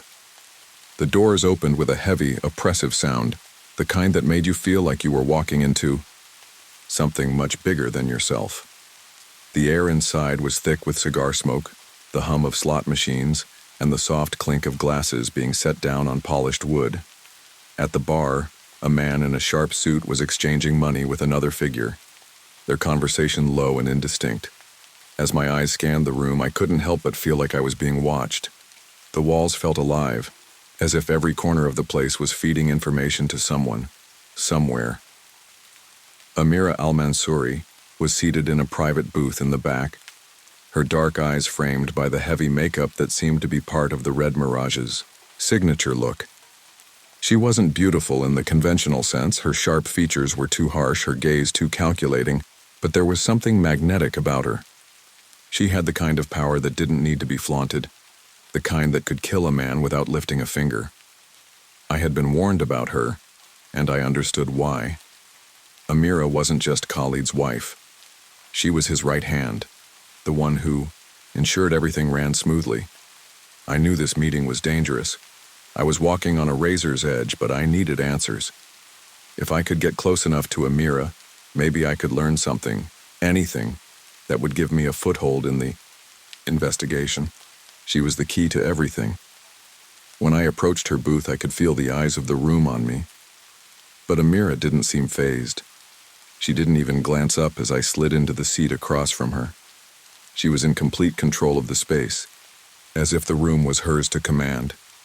"You're late," she said, her voice calm, but it carried an edge. "I don't like waiting." "I'm not here to waste your time," I replied, keeping my tone even. "I need to know about the shipments coming through Port Sakhir. I know the Scorpions are behind it." Her lips curled into a smile, one that was more a show of amusement than friendliness. "You think you can just waltz in here and start making demands? You're far from the first to try." "I'm not demanding anything," I said. "I'm asking." She looked at me for a long moment, her eyes narrowing as if she were calculating something in her head. "You're far too eager, Nassim. It's not good for a man to show his cards too quickly." I kept my gaze steady. "I'm not here to play games, Amira. People are dying. People are disappearing. I'm trying to stop it." She tilted her head slightly, the smile never quite fading. "And what makes you think you can?" "I'm still breathing," I said. "That's more than I can say for most people who get too close to your husband's operation." Her expression shifted ever so slightly, and I knew I had struck a nerve. "Khalid doesn't like being talked about in such a manner," she said, her voice suddenly colder. "And neither do I." "I don't care what Khalid likes," I replied, leaning in. "I'm not leaving until I get what I came for." Amira was silent for a moment, as if weighing her options. Then she straightened in her seat, her posture rigid with authority. "You really think you're the first person to try and take him down?" she asked. "Khalid's empire is more than just Port Sakhir. It's everywhere. He controls everything." "I know," I said quietly. "And that's exactly why I'm here." She studied me for another moment, and I could see the gears turning in her mind. Finally, she spoke, her voice soft, almost mocking. "You're out of your depth, Nassim. You're just a cup, a man who doesn't understand the world you're trying to break into. You're not going to win. But if you're so determined to fight this war, then go ahead. You'll be dead in a week, maybe less." Her words hung in the air like a threat, a promise. I stood up to leave, knowing I hadn't gotten the answers I needed. But as I walked away, I could feel her eyes on my back. I wasn't sure what she was trying to tell me, but I did know one thing. The Red Mirage was more than just a casino. It was the heart of everything. And if I was going to take down Khalid al-Mansouri, I was going to have to take it down piece by piece. This wasn't just about stopping the Scorpions. It was about unraveling everything they had built. The deeper I dug, the more dangerous the game became. But the moment I stepped into the Red Mirage, I knew there was no turning back. By the time I started tracking the shipping manifests, the walls had already begun to close in on me. It wasn't just the constant surveillance or the quiet threats that seemed to follow me everywhere. It was the realization that the deeper I went, the less room I had to move without drawing attention. Every day felt like a countdown. I could feel the pressure building, the kind of weight that settles in your chest and makes it hard to breathe, the kind that comes from knowing you're running out of time. The Scorpions' operations were bigger than I ever imagined. The kidnapping of the engineers, the drugs, the weapons, it was all part of a much larger network, one that stretched across the continent and beyond. But there was something that stood out more than the rest: the ghost ships. No one outside of the Scorpions knew about them, and those who did were either complicit or dead. The ghost ships were the lifeblood of the human trafficking network, the vessels that moved people in and out of Azania like they were cargo. What struck me most was the method behind it. These ships weren't simply smuggling people, they were erasing them, making them disappear from the world entirely. I'd seen the faces of the victims in the shipping logs, faces that were marked only by numbers and coordinates. No names, no records, just a trail of human misery left in their wake. Lighthouse dock workers, the ones who still had jobs in the corrupt port, knew something was off, but they couldn't talk. It was simple: speak up, and you disappeared. So they kept quiet, afraid that their families would pay the price for their mistakes. I wasn't one of them, though. I had nothing left to lose. I started working with a few sources I had cultivated over the months, men and women who had once worked for the Scorpions or who had been caught in their web and escaped. They weren't all reliable, and I had to be careful whom I trusted, but they gave me pieces of the puzzle. One of them, a former dock worker who had worked directly for the Scorpions, told me everything he knew about the ghost ships. "BQ, ships come in at night," he said, his voice low and urgent. "Nobody sees them, nobody hears them. They're on the water for only a few hours, just long enough to load or unload, then they disappear again. Most of them don't even show up on the radar." The idea of ships vanishing into the night was unsettling. I asked him if he had ever seen one of them up close. He shook his head, his eyes darting nervously, scanning the street as if he were expecting someone to jump out at him. "I've seen the ships, but I never worked on them. It's not just the men on board. They bring in people from all over the region. They call them cargo. The bodies that don't make it, They dump them in the water. No one ever finds them. The thought of what they were doing made me sick. Human lives reduced to nothing more than inventory, their fates sealed by the whims of men like Khalid al-Mansouri. It was a machine that ran smoothly without hesitation or mercy, and I knew that taking it down wouldn't be easy. It was going to take more than just paperwork or a few bad cops. This was about power, real power, and that kind of power doesn't crumble under the weight of a few arrests. I began tracking the ships. There was no way to follow them physically. The Scorpions had too many eyes on the port. But I could trace the patterns. I used the shipping manifests, cross-referencing them with satellite images and port records, trying to get a clearer picture of where these ghost ships were coming from and where they were going. Every night I would sit in my office poring over documents, staring at coordinates and maps. The frustration was gnawing at me. I was getting closer, but I could feel the walls getting tighter. Then I caught a break. A shipping container that had been flagged for inspection contained something I didn't expect: an envelope. Inside there was a map, hand-drawn, and a name scrawled in the corner: Tariq Military Base. I knew that name. The Tariq Base was a military facility about an hour's drive from the city, a place that had been suspected of being involved in the Scorpions' operations for years. But I hadn't expected them to be connected to the ghost ships. What could the military possibly have to do with human trafficking?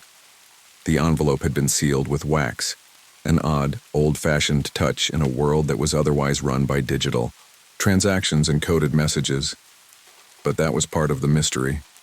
The Scorpions used every method at their disposal, from high-tech gadgets to old-school secrecy.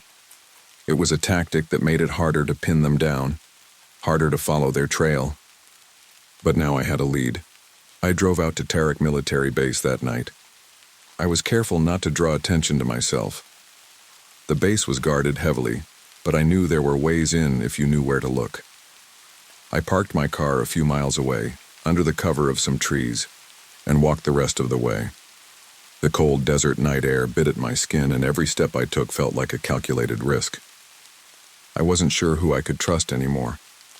When I finally reached the base's perimeter, I used a series of old contacts to get past the outer defenses. There were whispers that the base had been involved in more than just training soldiers, had been used as a staging ground for Scorpion operations too. Weapons, drugs, and human cargo were all transported under the guise of military operations, making it nearly impossible to track the real purpose behind the shipments. What I saw inside the base chilled me to the bone.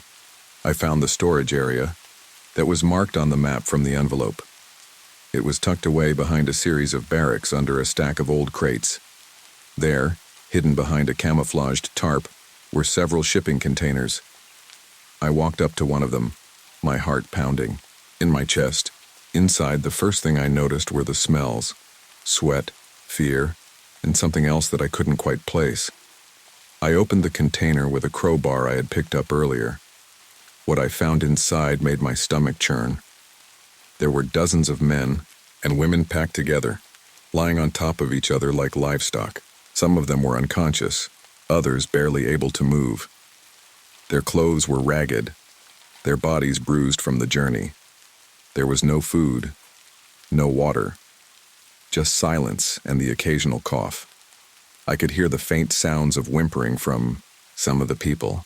They were the ones who had been forgotten, the ones who had become part of the Scorpion's deadly cargo. They had been smuggled into Azania with the same care as an illegal shipment of arms or drugs. This wasn't just trafficking. It was a systematic erasure of lives, a process that turned people into nothing more than commodities. The thought hit me hard. I knew that exposing this would be dangerous. If the Scorpions caught wind of what I had seen, I'd be dead before I could get back to Port Sakhir. But I also knew that this was the moment I had been waiting for. The evidence was here. I had seen it with my own eyes. And now, there was no turning back. I had to get out of there without being detected. I closed the container quickly, trying to make as little noise as possible. I had seen enough to know that the military was deeply involved, but I needed more. I needed a way to expose this, to show the world what was really happening in Azania. I left the base quietly, But as I did, I knew one thing. This wasn't just a case anymore, this was war, and the Scorpions weren't going down without a fight. It had been a few days since I had discovered the human cargo at the Terek military base. The weight of it hadn't fully settled in, though I knew that the moment I exposed the truth, everything would change. The game would no longer be about quiet investigations and subtle moves. It would be about survival. My survival. I had barely slept, the images of the helpless people trapped in those containers haunting me. The thing that gnawed at me the most, though, was how deep the corruption ran. The military was involved, yes, but what about the government? What about President Idris Mubarak? I had seen the money trails linking the Interior Ministry to the Scorpions. The dock workers had told me about the way the government turned a blind eye to the criminal activities, but now I understood why. They were benefiting from it. The trafficking, the drugs, the arms deals, it all flowed into the pockets of those in power. And it wasn't just the Scorpions who were getting rich off this, but the very people who were supposed to protect the citizens of Azania. I had to make a decision. I couldn't fight this battle alone, and I knew that I didn't have the resources to take on the entire criminal network and the government by myself. But there was someone who did. Someone who had been working in the shadows for years, pulling strings in ways I couldn't even begin to understand. I had to get the truth to the right people. The UN, the EU, anyone who could put pressure on the regime. But first, I had to get the final piece of the puzzle. I had to confront Amira al-Mansouri, Khalid's wife. She was the linchpin. If I could make her talk, if I could get her to expose Khalid and the whole network, the world would know the truth. The world would finally see the monster they had been supporting. It was late, and the city of Port Sakhir was quiet. Almost too quiet. I wasn't sure if I was being followed, but I had learned to trust my instincts. I took a roundabout route, avoiding main roads and sticking to the alleyways. I couldn't risk anyone seeing me. Not yet. The Red Mirage Casino looked the same, as it had the last time I walked through its doors. The neon lights were dim, the sounds of slot machines and voices carrying out into the streets. But there was something different now. I wasn't the same man who had come here before, desperate for answers. This time I had the truth, and it was going to destroy everything. I walked through the doors of the casino, and the air hit me like a brick. The scent of cigar smoke, perfume, and alcohol mingled in the thick air. It was the same as always, but tonight I wasn't here to be a bystander.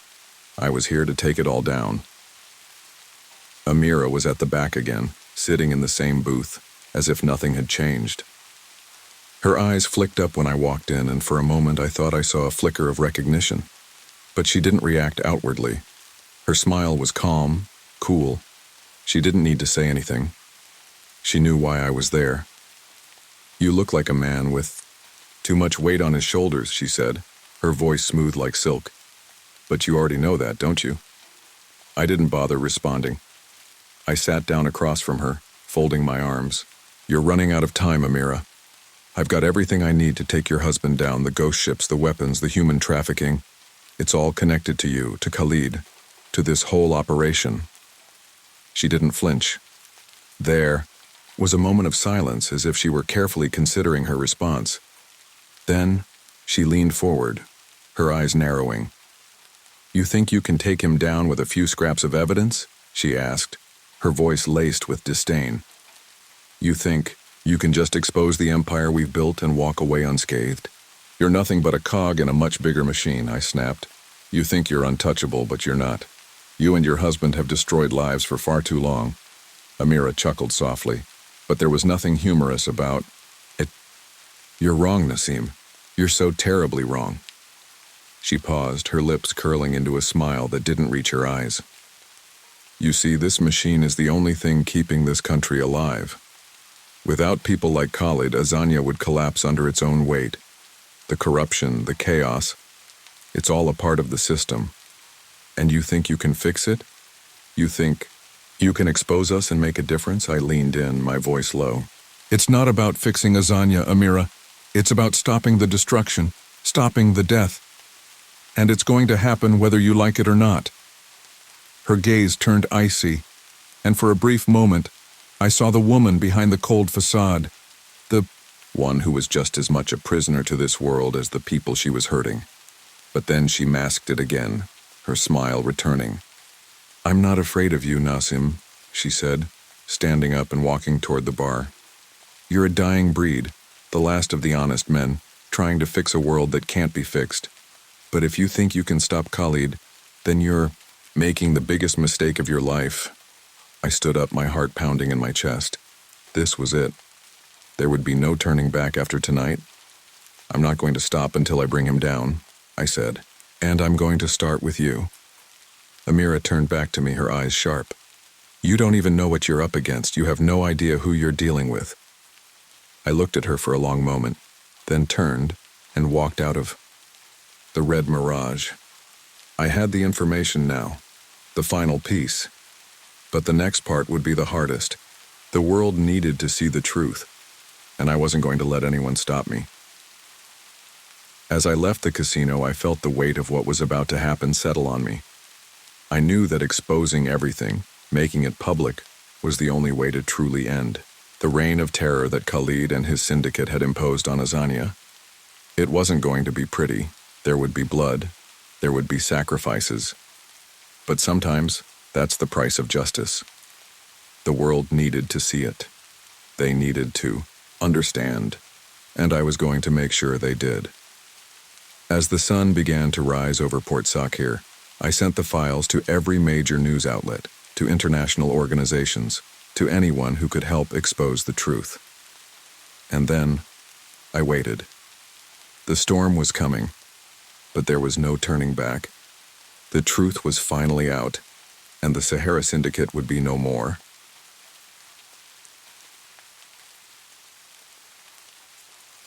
I used to believe that love could survive anything, that it could withstand anger, jealousy, even violence. But I learned the hard way that love, real love, doesn't leave bruises. It doesn't make you afraid to breathe. The night I left Colombia, the city lights stretched endlessly below the plain, golden and warm as if they were trying to hold me back. I watched them disappear as we climbed higher. My 5-year-old daughter Camilla sleeping on my lap, her small body curled against me. My youngest Valeria was strapped into the seat beside me, her tiny hands clutching her stuffed rabbit even in sleep. They didn't know what we were leaving behind. They didn't know that if we stayed, I might not have survived much longer.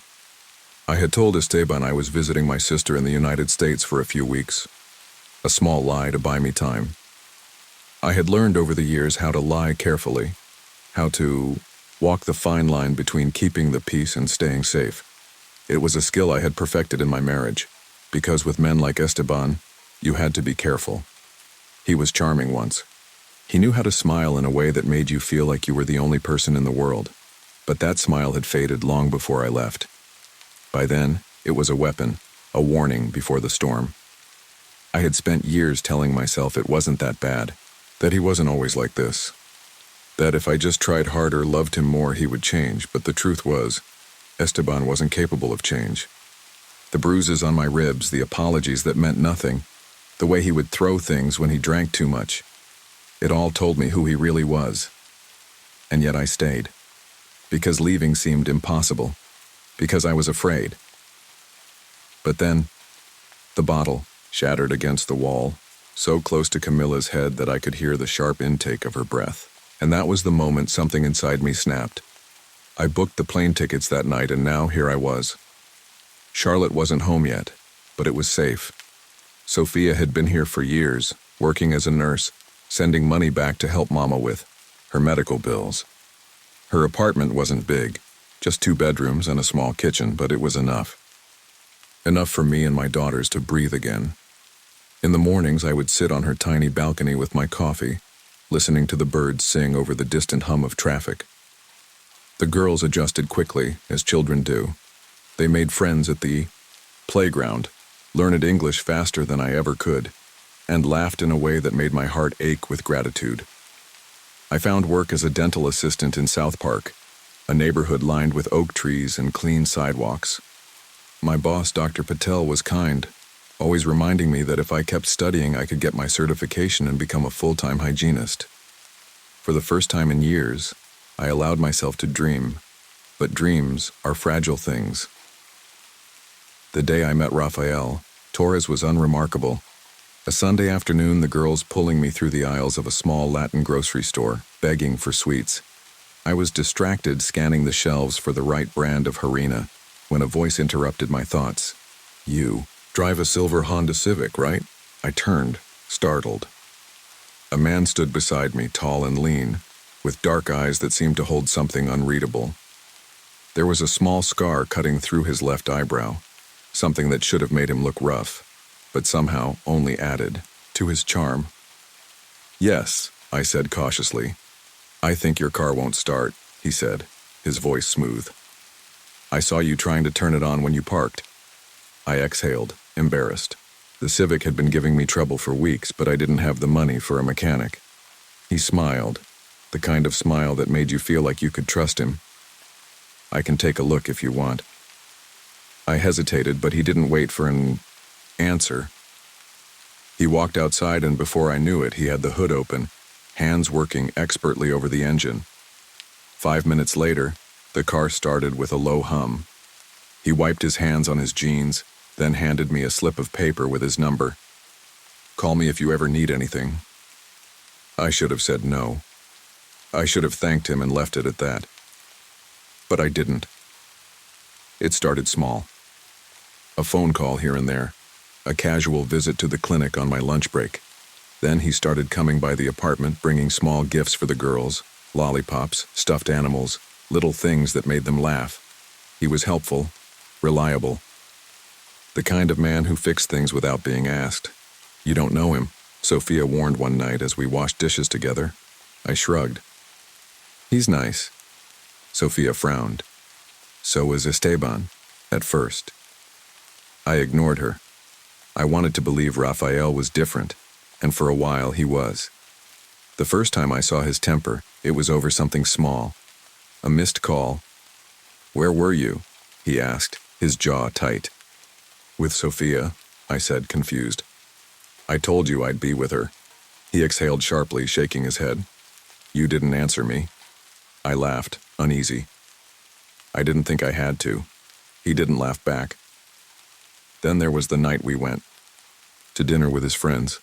A man I barely knew complimented my Spanish, and Raphael's hand clamped around my wrist under the table.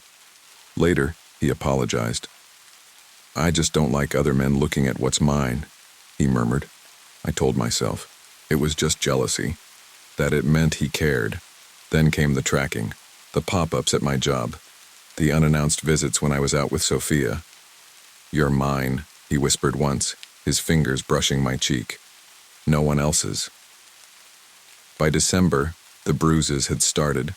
Small at first, a squeeze of my arm, a push that made me stumble. Then one night, after an argument, he slammed me against the wall so hard the picture frames rattled.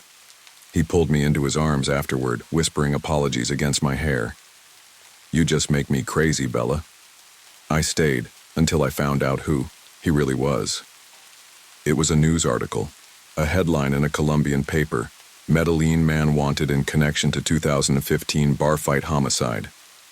The photo was blurry, but I knew that face. Raphael. My stomach turned to ice. I locked myself in the bedroom and called Sophia. If anything happens to me, I whispered.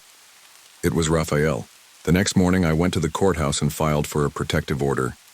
3 days later, he was served, and then he disappeared. For a while, I thought it was over, but Raphael wasn't the type of man to let go, and on April 22, 2021, he came back. This time, he wasn't leaving without me. The day Raphael came back started like any other. It was a Thursday, warm for April, with the air thick and sticky even as the sun dipped below the treetops. I had just picked the girls up from school. Camilla was chattering nonstop about a project she was doing in class, something about butterflies, while Valeria clutched her stuffed rabbit, half asleep in her car seat. Their little voices filled the car, and for a moment I let myself believe everything was normal.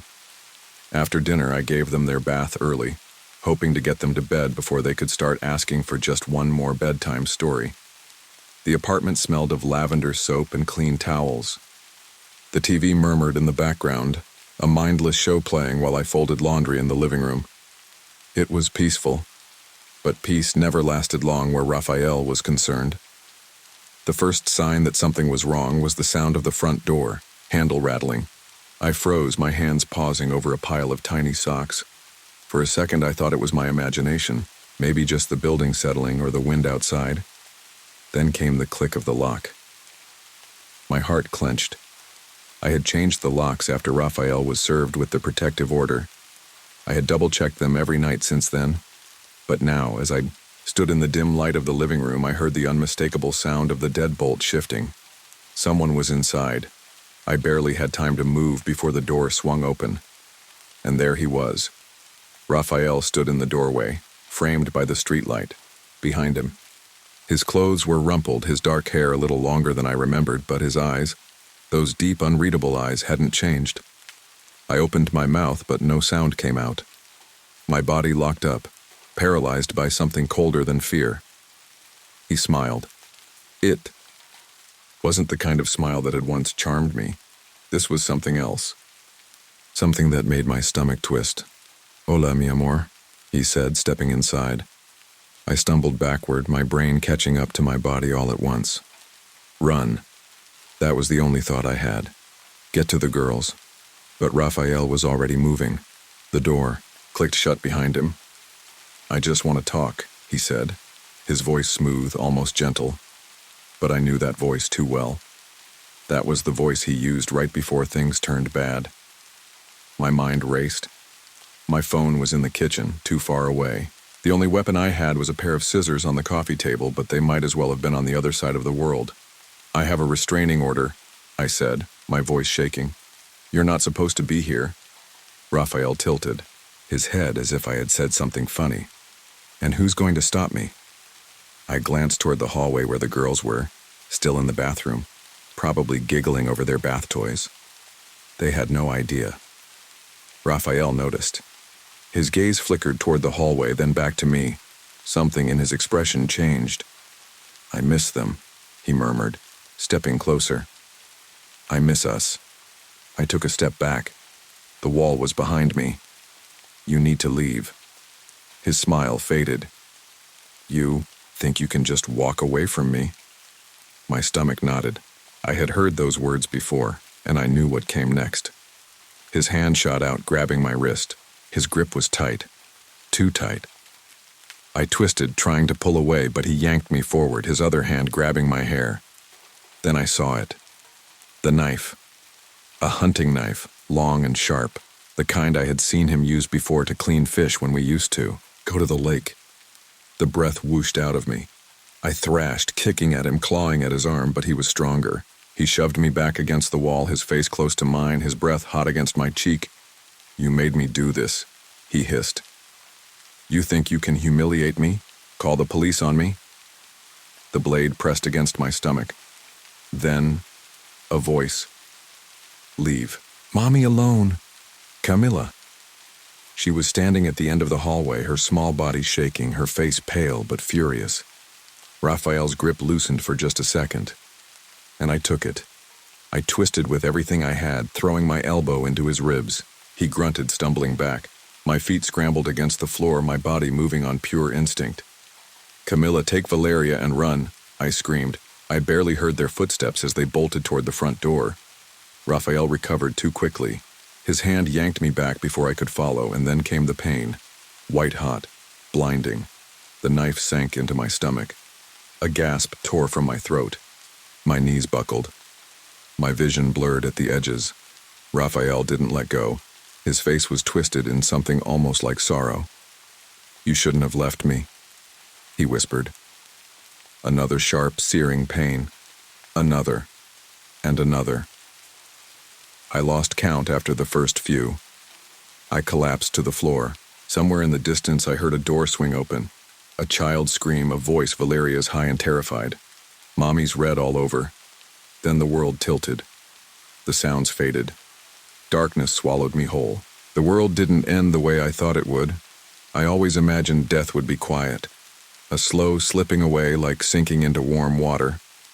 But in those last moments, the world was loud. Sirens, footsteps pounding against hardwood, someone shouting, the taste of blood in my mouth. Then nothing. I woke up to the rhythmic beeping of a machine. My throat burned. My body felt weightless and heavy at the same time. It took a moment for my mind to catch up, to recognize the smell of antiseptic, the soft hum of fluorescent lights. I was in a hospital. My eyes moved sluggishly, trying to take in the details of the room. Pale green curtains, a chair in the corner, machines beside me, their screens pulsing with numbers I didn't understand. Then, a voice. "Sis?" Sophia. Her face was blotchy, dark circles under her eyes. She looked like she hadn't slept in days. My lips parted, but no sound came out. Sophia grabbed my hand. "You're okay?" she whispered, but her voice trembled. "You're okay?" I wanted to tell her that I wasn't, that Raphael had found me, that I had felt the knife tear through my skin over and over until there was nothing left of me but pain, but I didn't have to say it. She already knew. I learned later that Camilla had saved my life. After she and Valeria ran outside, barefoot and sobbing, she found an elderly neighbor walking her dog. "He's hurting, Mommy," she had screamed. "He has a knife." The woman, a retired teacher named Mrs. O'Connor, didn't hesitate. She called 911. By the time the police arrived, Raphael was gone. I had been lying in a pool of my own blood, unconscious, the knife discarded beside me. 42 stab wounds. That was the number the doctors told me. The paramedics hadn't expected me to make it. I had lost too much blood. My heart had stopped twice on the way to the hospital, but somehow I was still here. Raphael, however, had vanished. The police searched for him immediately. His face was plastered on the news, flashing across every TV screen in Charlotte. "Armed and dangerous. Do not approach." They found my Honda Civic abandoned near a gas station on the outskirts of town. The security footage showed him wiping down the steering wheel with a rag before walking off into the night. At first, they thought he had fled to Miami. He had family there, distant cousins who might have been willing to hide him. But then, a surveillance camera caught him at the Greyhound station buying a ticket to Houston. That's when the panic set in. He was running, not just from Charlotte, but maybe from the country. The FBI got involved, working with Colombian authorities. If he made it back to Medellin, there was no guarantee they'd be able to get him back. The thought made me sick. I didn't want him in another country, free to disappear. I wanted him here, behind bars, where he could never hurt me, or anyone else, again. The days blurred together. The pain was unbearable. Every breath felt like a knife twisting deeper into my ribs. But the worst part wasn't the pain. It was the fear. Even with Raphael gone, I felt him everywhere. Every time the hospital door opened, my body tensed, waiting for him to walk in. Every night I dreamed of the attack, his weight pressing me down, the glint of the knife, the wet heat of my own blood soaking through my clothes. The doctors told me the wounds would heal, but I knew better. Some wounds never truly heal. Sophia stayed with me every night, refusing to leave my side. The girls visited when they could, but Valeria wouldn't look at me. The bruises, the bandages, the tubes snaking out of my arms, I must have looked like a stranger to her. "She won't talk about what happened," Sophia told me one evening after the girls had left. "She just shuts down." My heart ached, not just for my pain, but for theirs. They had seen everything. No child should ever have to see their mother bleed out on the floor. It took 11 days. 11 days of waking up to news alerts, of knowing Raphael was out there somewhere, breathing the same air as me. They found him in a roadside motel outside of Atlanta. A maid had gone to clean the room and noticed the bathroom sink was full of bloody rags. When she knocked on the door, no one answered. She called the manager. The manager called the police. When the SWAT team burst in, Raphael tried to run. He climbed out of the bathroom window, sprinting across the parking lot in nothing but a pair of jeans and a blood-stained t-shirt. They tackled him before he made it to the tree line. Even then, he fought, kicking, screaming.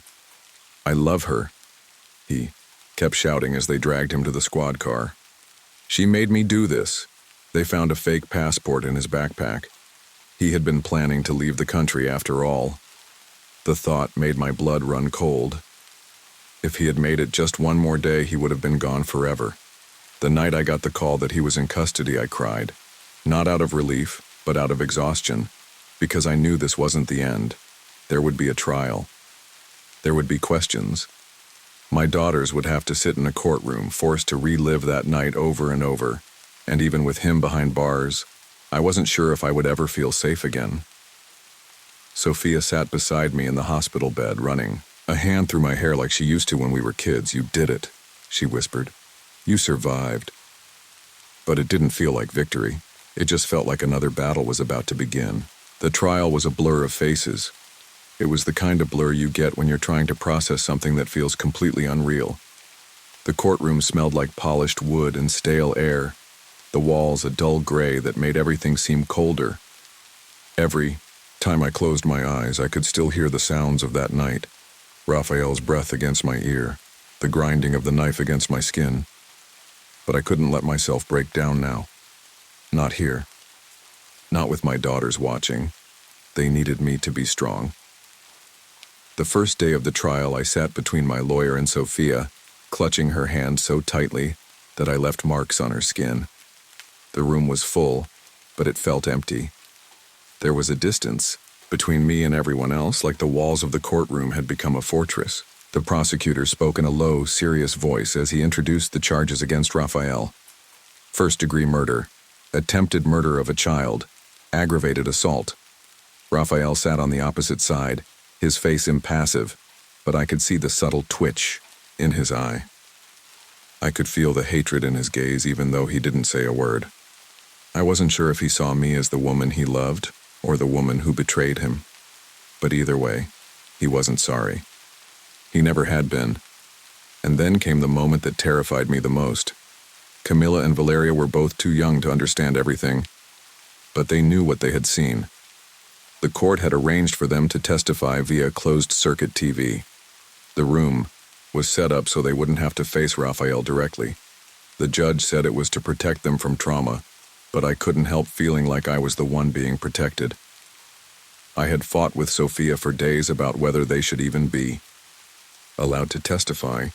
The idea of them being dragged through all of this, the words, the images, was too much to bear. They were only children, but Sophia had argued that it was important. "They need to tell the truth," she had said, "so he never does this again." Knew she was right, but that didn't make it any easier. The day of their testimony, I sat with my hands clenched in my lap, fighting the urge to reach through the screen and hold their tiny hands. I wanted to shield them from everything, from the memories, from the questions, from the cruelty that was about to be unleashed in that courtroom. Camilla was first.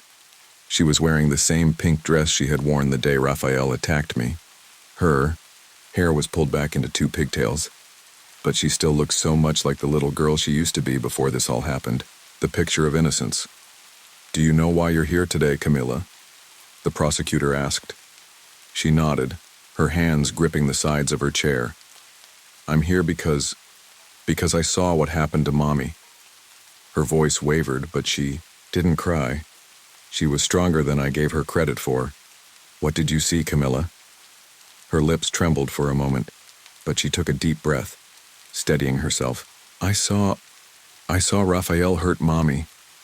She paused, looking down. "I called 911. I told them Mommy was all red." My heart ached. I wanted to reach through the screen and hug her, tell her it was okay. But I knew it wasn't. "Did you see? What happened to Mommy?" the prosecutor asked, his voice gentle. Camilla nodded again, but this time she hesitated. Her eyes flicked toward the screen where Raphael sat. I saw her shoulders tense, like she was trying to hold herself together. "I saw him. He hurt her with a big knife. And he kept doing it until she was on the floor." There was a quiet sob in the room. My own breath caught in my throat as I tried not to break down in front of everyone. Valeria's turn came next. She Was only 5, too young to understand everything, but she remembered the fear. She remembered the blood. She remembered the scream. Valeria sat on the small chair, clutching a stuffed bunny to her chest, her eyes wide and uncertain. She had never been good at speaking in front of people, even before all this happened. Her little voice was barely a whisper when the prosecutor asked if she knew why she was there. "I saw Mommy hurt," she said softly. He hurt her with the knife. Her tiny hands gripped the stuffed rabbit harder, and I could see the way her body curled into itself like she was trying to make herself smaller. "Do you remember what happened after that, sweetie?" the prosecutor asked. Valeria's lips quivered. I ran. I ran with Camilla to the door. We had to go outside." Her voice cracked. "I was scared." "You did the right thing," the prosecutor said kindly, though it did little to ease the pain in my chest. Valeria didn't say anything more after that. She just stared down at her bunny, her shoulders shaking. I could hear the sound of my own heart breaking. After my daughters testified, Raphael's defense lawyer spoke. I had been dreading this moment. They tried to paint Raphael as a man who had snapped, a man who had been pushed to the edge by the woman he loved, the woman who had betrayed him. "The defendant loved Bella Mendoza," his lawyer said, his voice measured calm. "What happened that night was a crime of passion. He didn't plan to hurt her. It was a moment of rage, and it got out of control. I wanted to scream. A crime of passion? There was nothing passionate about what Raphael had done to me. He had stalked me. He had abused me. He had hunted me down when I tried to leave. And then, when he thought he had nothing left to lose, he tried to kill me. But I kept quiet, knowing that the only thing that mattered now was the truth. Raphael's lawyer tried to argue that the protective order had pushed him over the edge, that he had lost his mind when he found out Bella was filing for divorce, that he had just wanted to talk to me. But the evidence was overwhelming. The bloody thumbprint on the DVD case, the threatening texts, the search history for how long it took to bleed out from a stomach wound. None of it added up to a crime of passion, but Raphael's defense would stop at nothing to paint him as the tragic figure. They even went so far as to suggest that I had somehow provoked him, that I had been the one who pushed him to the brink. I couldn't listen anymore.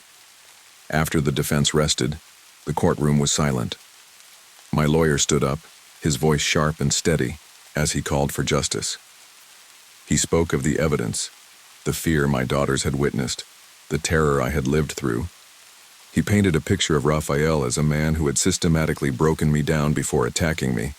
When it was my turn to testify, I stood up with shaking knees. I could hear my heart pounding in my ears as I walked to the stand. It felt like the world was spinning faster than I could keep up. But I had to do this, for myself, for my daughters, and for the women who wouldn't get the chance to speak. I took a deep breath, looked at the prosecutor, and began. "I want to tell you what happened that night," I said. "I want you to understand what he did to me." And I did. I told them everything. I told them about the control, the isolation, the fear. I told them about the threats, the violence, the way Raphael had slowly twisted my world into something unrecognizable. I told them about the night he came back and tried to finish what he started. By the time I was done, I couldn't speak anymore. My throat was dry. My eyes were burning from the tears I had fought back. But I knew it was over, and the hardest part was knowing that it was still only the beginning. The days after the trial dragged on as though time itself had grown weary, unwilling to move any faster. The courtroom was a foreign place to me now, filled with faces that were as unfamiliar as the emotions I was trying to process. My body was healing, but the wounds in my soul felt deeper, rawer, as if they could never truly heal. The girls had their therapy sessions, and though I tried to shield them from the worst of it, I could see the toll the trial had taken.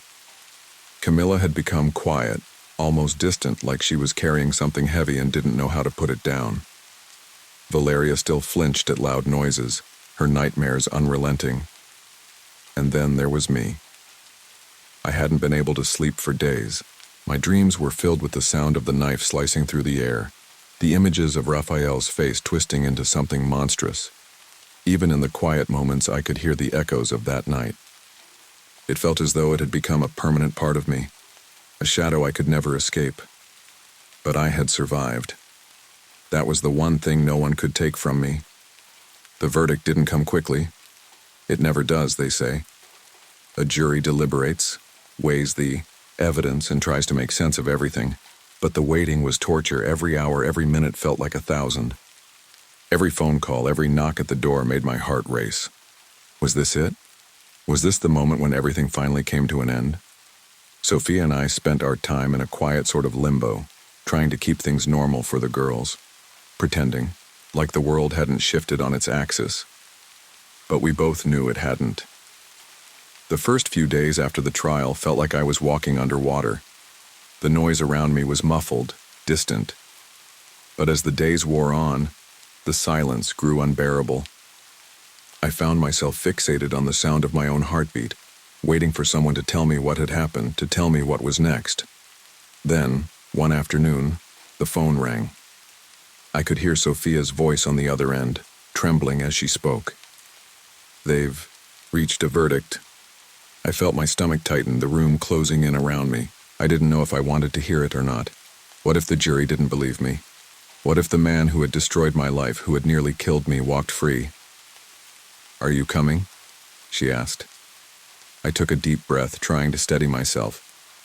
"I'll be there in a minute." The courtroom felt like it had changed in some strange way.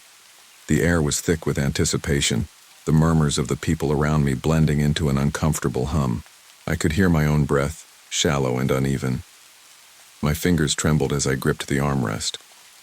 Sophia sat beside me, her hand on mine.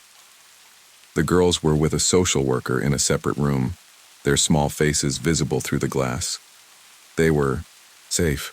They were out of this for now. The judge entered the room, his face grim.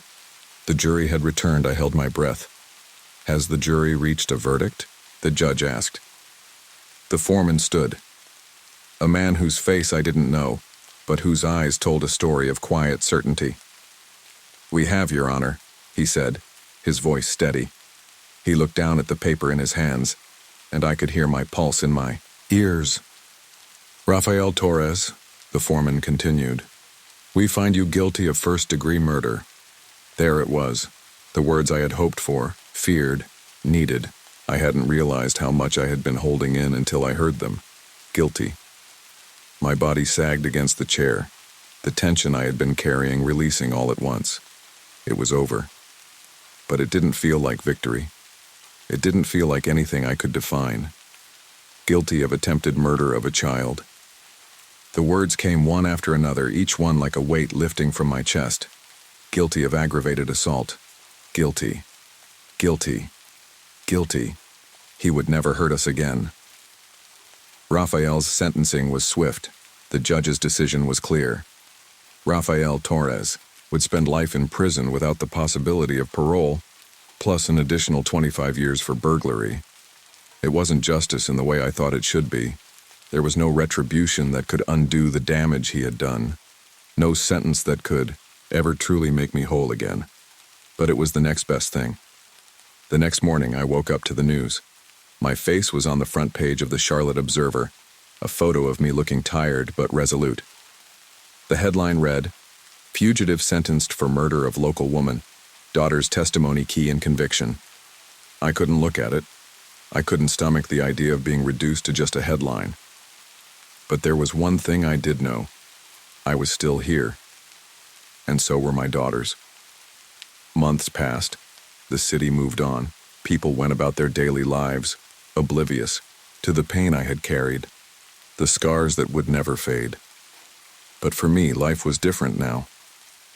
Sophia and I kept the apartment, though it felt strange without the constant threat of Raphael looming over us. We installed security cameras, made sure the locks were always checked, and took self-defense classes together. It wasn't about fear, it was about reclaiming control. Camilla and Valeria slowly started to heal.